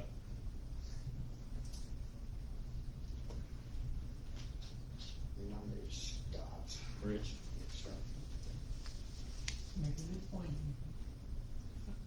I mean, if people wanna get involved, let them get involved. I'm excited about it. There's nothing against Eric. No, No, I love I that agree. form. Is there a second for, Andy Rich? Scott Rich. Scott Rich, I'm sorry. I'll second. You second that? Lance, second that. I like, get more people involved, and I think it's a good thing. They've got 4 applicants here, that's good. Okay. On overlay. Maybe we can go force somebody on board, Terry. Any more nominations? who'd you say the 2 was already, on other committees? Eric and Robert. Susie, none of these guys were put on another committee by the commissioners? No, Robert's on CERC and Eric is on redevelopment commission. Did they just go on? Did Robert just go on? No, Robert, this is his second term, he was on last year. What about Eric? Did he go, just go on? We just put him on. You just put him on last year. redevelopment. No, He's on the- last meeting. Yeah, He's on- last he's meeting, on some for commission. 2023, Yeah. because that's just a one-year appointment. This is a 4-year appointment. The planning commission's a 4-year. So I'm gonna do this right then. So I guess, okay, so we got two different people nominated with seconds, so I'll just go ahead and do Eric first. Matt nominated, made a motion to nominate Eric Swank, Lisa seconded. All those in favor for Eric Swank, please raise your hands. All those opposed? Motion fails. The next motion on the table was for Scott Rich. And you made that motion. Lance seconded that motion. All those in favor for Scott Rich, please raise your hands. Alright, do I have to vote against him? Because I don't know. I mean, I don't know the man. Yeah, I don't know, I mean. And the other one failed, so I'm fine with him. Yeah. I like Andy. So I'm not gonna vote him, I'm not gonna vote him down. It might be unanimous. That doesn't make any Okay, sense. got it. Help Randy out here, who's on the board here? Yes. Everybody, Okay. everybody's on board. All right, that's unanimous. Okay, Oh. so Scott Rich has been appointed to the planning commission by the council for that 4-year term. Oh my, okay. We'll get you guys. I'll tell you what, that was an interesting tweak right there, so, okay, all right. EMA, we need to appoint a council member to EMK. Try to remember, Lisa, was you? I'm there now. You're there now, okay. You're the current council member. They want to stay where they're at, they want to shelter around. I mean, I am happy if somebody else wants to try that. I don't mind staying there. It's whatever y'all wanna do. Well, I mean, on all these board appointments, there's EMA, I'm on fire chiefs, Andy, school endowment. Yeah. And I want to, just going into it, I want to stay on endowment if you guys are okay with it. And then, well, let me, and the Southeastern Indiana Planning Commission, no? Todd, I'm sorry. I'm on Okay, Southeastern Recycling, okay, was you, Lance? And Personal Advisory Committee, 2 council appointments. I've already started that walk down that nice road, so I might as well stay on and finish it. Baptism by Who fire. else was on that Steve, Steve. so. He was, I would like to make a motion that Mike join him. then? Okay. So we gotta do these one at a time? Baptism by fire. Well, let's just run down the list and do them one at a time. Just done one time. If that's all right. You have to make a motion in a second. Okay. Yeah. Yeah, we'll get, okay. So I'll nominate Lisa for EMA, I'll second. It's get too fast, guys. unless somebody else wants to throw up their hand. Andy, Anybody else wants to take turn? okay, Andy made a motion for Lisa for EMA, second by, Matt. All those in favor, raise your hands, please. Okay, motion carries. For Fire Chiefs Association, Make a motion for Randy. Why don't you let Randy talk? Want to stay there? thanks, I'll folks. second that. All right, Yeah, okay. it isn't It that. is, no, it's not that difficult. No, it's fine, it's cool, yeah. So, Todd and Lisa. Yeah. So, Todd made a motion, to be on the Fire Chiefs Association. Lisa second that motion. All in favor of that? Motion carries. School Endowment Board. I'll nominate Andy. I'll second. Okay, Matt made a motion. I think that was Mike that made the second. All in favor? Okay. Motion carries unanimous. Are these every year? Yes. Yeah. Every one of these are One every year. year? Every year. One year. Southeastern Indiana Regional Planning Commission, Councilmember currently is Todd. I will nominate Todd to stay there, unless somebody else really wants to do it. It's an interesting one. You still get to eat at the Grow Company? Yeah. They fix stuff at the townhouse or town hall, have dinners there. I'm just slow. It's an interesting Grow board. Company was killer. I nominate Todd. Okay, Lisa nominated Todd, do we have a second? Second, sorry. Lance, second. All those in favor? Adam Tuttle on the Southeastern Indiana Commission. Okay. It's just, okay. Southeastern Indiana Recycling District, current council member is Lance. Make a motion for Lance. I'll second. Mike made a motion for Lance, second by Todd. All in favor of that motion, or, yeah. I'll just tell you what. Won't be long now, Randy. How, yeah. Haynes fell over, okay. Personal Advisory Committee, that will be, right now we'll have Matt and the new member, Mike Barrett, Do we wanna do them individually, or can we do it as a group? individual. I make a motion that Matt McCabbage. Okay, Matt, I make a motion for Matt to be on the advisory committee, he's on there now. Can we talk about this advisory committee real quick? So my question is, who's on there right now? Two, Nobody's on there right now, this is Greg and. I know that, but there's two council and one commissioner? Is that Yeah. what this is? Yeah. Yes. Is there any employees involved in this at all? No, Can we get employees involved in it? That's ridiculous. that, what would, I think that's ridiculous. Some kind of input from the, I mean, you can, the advisory board can take that up, and by the commissioners authorizing it, but that's it. We don't have any, this advisory board is not policy generated, they're They don't recommendation. make any decisions. well, It's all directed by the commissioners. Commissioners are over policy of employees in this county. But the committee gathers input. By the No, direction, no. by the direction of the commissioners. no, they do not gather input. They do not gather any input. It was just, they just do what their committee does. What's the committee do? Evidently, writes any input. You did get input, you voted to get input, you yourself voted, this whole body voted put last you on a year for committee. unanimous. To put you on a committee, No, you, And it doesn't, it was to update the handbook. to update the handbook, not rewrite the handbook. hold it, guys, we did vote to get input. When we paid for the HR firm, that was your input. Okay. Specifically, you voted, everybody here's on record. And the HR firm voted came up with for all the that stuff that's in there. And the HR firm started to look at the handbook and said, this is what you're out of compliance with. Now, you bring your recommendation to the commissioners. And I that's didn't know how it exactly what happened. So to I had say, no idea how I just it wanna be clear, this body gave input, and then the body that I was on. The input was gave- to hire the HR consultant. There was no input whatsoever. That was per direction of the commissioners, and Okay. that's exactly how it works. All right. What he's You're right. getting at, is what's getting put in the handbook, what changes are gonna be made. Was the final vote of the commissioners on December the fifth, when they were all swore it in and said, that's what we want. And everybody was blindsided except for three of them. Well, Andy, you can have, this is not, our council is not the meeting. If you have an issue with how it was blessed, then I would suggest you go to the commissioners. Done have. Done talked to What are we everyone. talking, you've gone to the commissioners meeting? Yeah.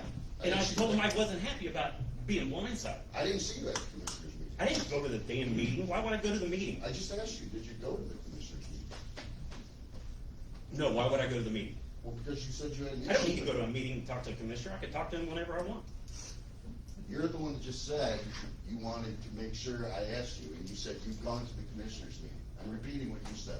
If that was a mistake. No, I talked to apologize. commissioners. I did not go to a commissioner Okay. meeting. I talked to So commissioners. what has taken place is where we are, It is the commissioner's right, and that's it. Our Okay. right is. Then we need to stay out of the commissioner's business. I think it's very important we stay out of the commissioner's business. We are constantly in the commissioner's business with everything that we do anymore. I mean, working as a team, you don't like that? Yeah, so you wanna. No, I think we need to we need to watch the commissioners and commissioners need to watch us. I mean, that's the way it's set up. Balance power. So. But we're constantly dabbling in the commissioner's business. Give me an example. We agreed I last. don't agree with this personal Hold on. advisory I committee. wanna make, And that's okay, where I'm at. but we all agreed to that last year when the oversight committees were formed. I had no idea it was gonna be what it is. I had no idea. I can't explain your vote, because it was a unanimous vote, so. Yeah, I hire, No.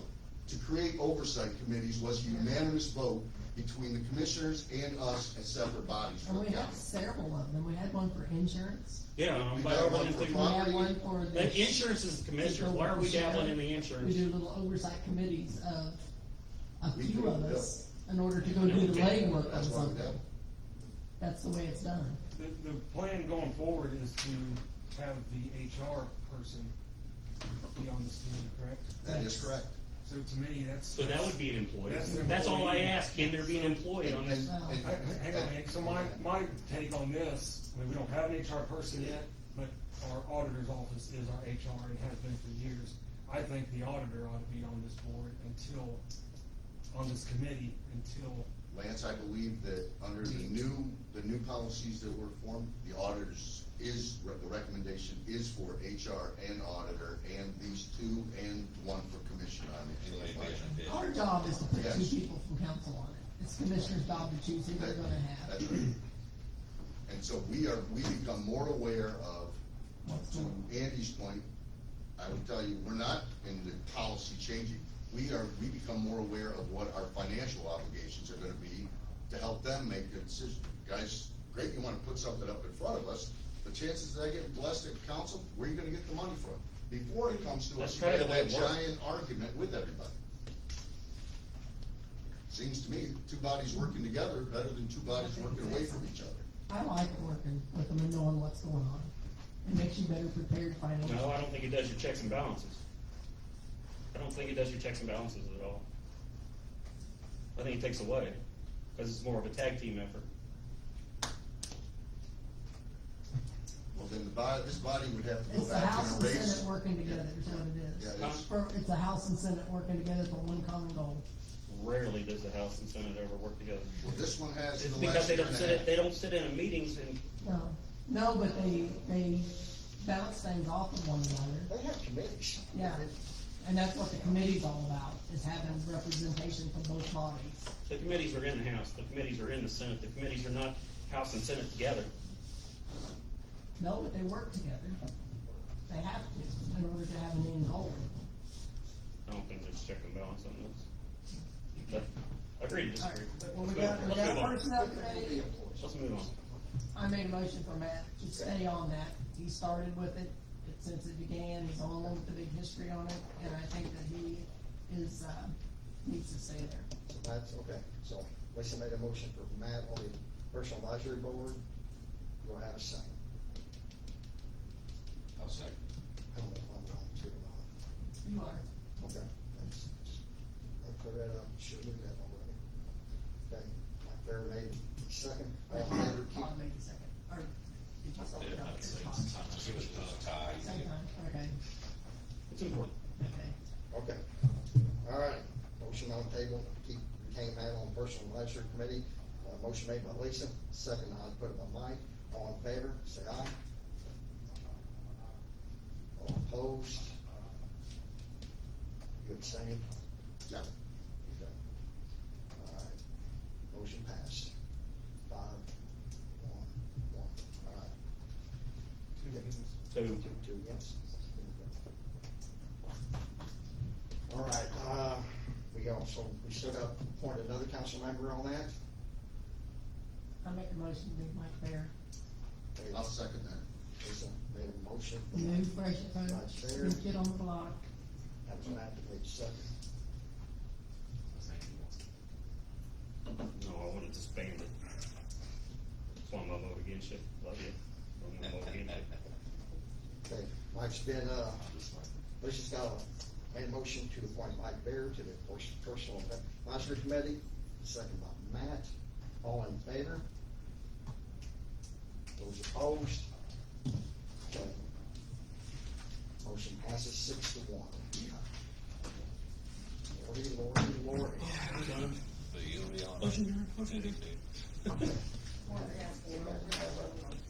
Okay. I mean, you said by the new handbook, we're not doing by the new handbook. No, we're not. So what does the old handbook say about the advisory committee? Am I on there, am I not on there? You were formed in the last one, the auditor was a part of it, yes. I don't have a problem with that, but.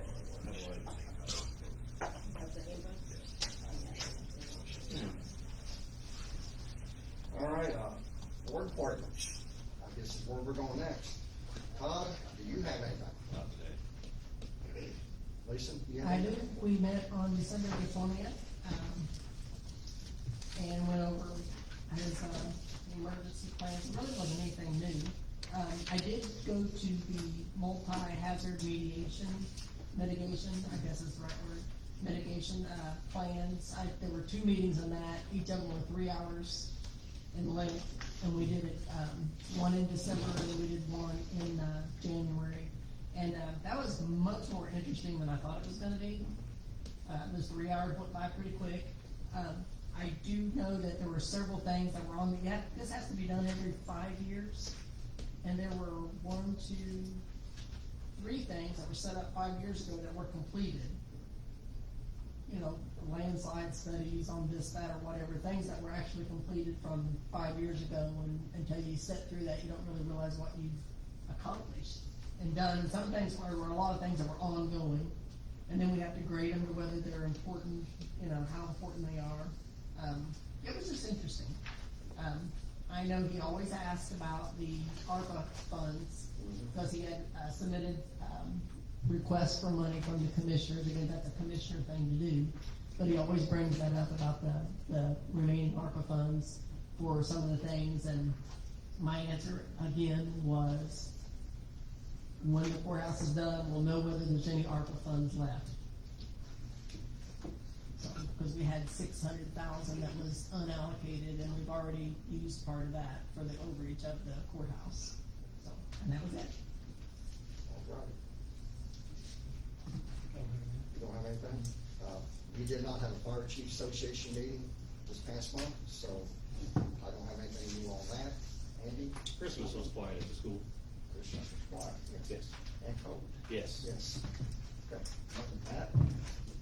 But- Round up? Motion adjourned. I had Okay, to I'm- actually stuff, hey, he skipped right over me, I'm sorry. so, sorry. I'm hearing Thanks, this now. Derek. Come on, Sorry, yeah.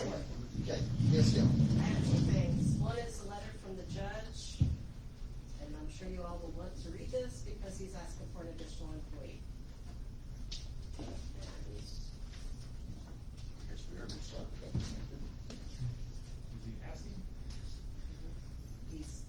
he Or is talks he about his ordering? need. What's that? Is he asking, or is he? You do realize that the prosecutor could have asked the same way the judge is getting ready to ask. He's a state agent too. Can you do, Just FYI. can you do court orders though? He's not a court order, it's an So- IT code. Right now. Yeah. Are you asking, can you want me to step up to the mic? Yeah, step up. So, yeah, my understanding, well, like I said, I mean, we're a core constitutional office. I think I could walk in, and I think the prosecutor does have some kind of mandate power. Gotcha. Point being, that's not how I want to conduct it. Absolutely. This has to be Yeah. collaborative, and those sorts of things. Well, the judge don't normally either. I don't think he's done one since. We've been told we're raising my salary $10,000, and there's nothing we can do about it. Man. Well, time out for just a second. 3 or 4 I'm not years here- ago. I'm not here. But he didn't do No, it. you're not. Yeah, Yeah. went from 45,000 to about Thanks, Brian. in a year. It's $10,000 difference. For who? That, for I think it's probation the officer. probation officer. When did you receive this, Gail? It's stamped on the front of the letter. January 10th. January 10th? I asked for a motion that this be copied, and Yeah. we have the ability to read it, not at this meeting. Yeah, it's, We have that right to do that, so. I'll second that. That's fine. I haven't seen it. I didn't know what the protocol was. Yeah. Well, let's make that clear. You asked the same thing tonight once already. If people bring stuff, Yeah, I don't like surprises at all. so let's motion to move this to the next meeting. Mayor, I have one more thing. Okay, let me take care of I this. mean, we can get a surprise, which is table. I don't think you need a motion or anything. We're just gonna table it. We're gonna table it. Yeah, just table it. She's got something else. So the next thing is from the health department. I spoke with Carly right before I came down here, so there was no emailing that I could do or anything. So, her relief nurse currently makes $20 an hour, and it's on the ordinance, the salary ordinance. And this nurse is asking for more money an hour, which she is an RN. It's justifiable in my opinion. But the money and she has another line item that she can take it from. She didn't tell me, but I didn't ask either, but her question is, can she raise the nurses' wages, hourly wage, without you guys, without it doing anything, or does it, because I it think it takes says. her blessing, but it's her own budget, right? Like, we don't even She's get a not say asking in for that. more money. Yeah. She has to okay it through her board, which meets next Tuesday, but she has. And then they have to okay it through They have to us okay Yeah. for it salary before ordinance. they even do it. You guys all right with just having her go to her board and let them No. okay it, and No. come to the next meeting? Nope. Oh, she has to come to us. Yeah, I'm sure I could, Yeah. Yeah, she'll have to go to their meeting first. So she needs to go to her meeting first, and does she need to attend this meeting, or just maybe send out an email and It's then I not can budgeted, forward you so. guys? Huh? It's not budgeted in itself, right? She doesn't No. want any more money. No. I didn't say she wanted, I said it No, wasn't no, budgeted we in the would have salary to change, line. we would have to change the Yes, salary I get ordinance. it. Check salary. Yes, she would have to come in. Yeah, you have to change the salary ordinance. Yeah, and, you might wanna tell her that when well, she's gotta go to her board and everything like that, you would have to know how it's funded. And if it's a constant, thing that, the where it's always funded.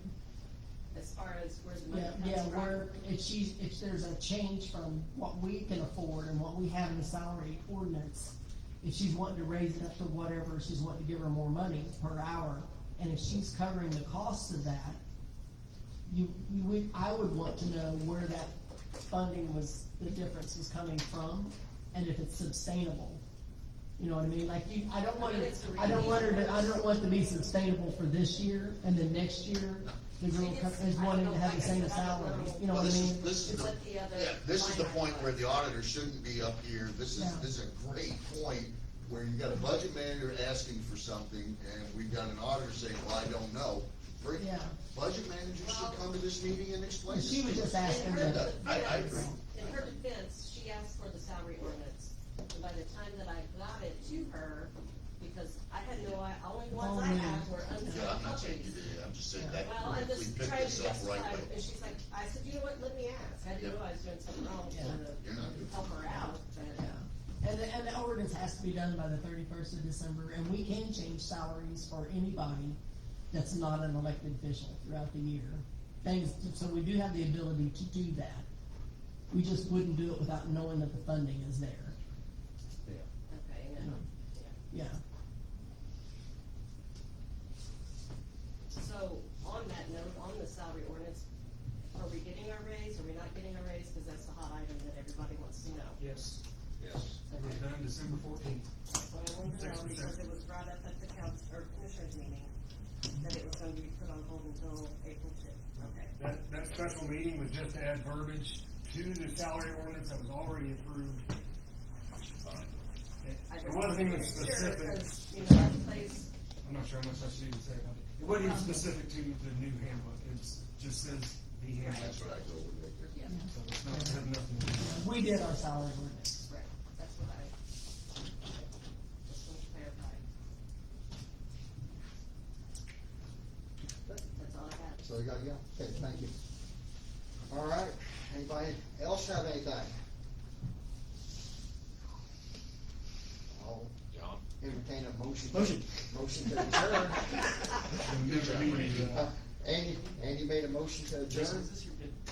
Yes. Do I have a second? I'll second. Matt a second. All in favor of adjourn the meeting? Yeah. All right, thank you, everybody. Yeah. Brutal.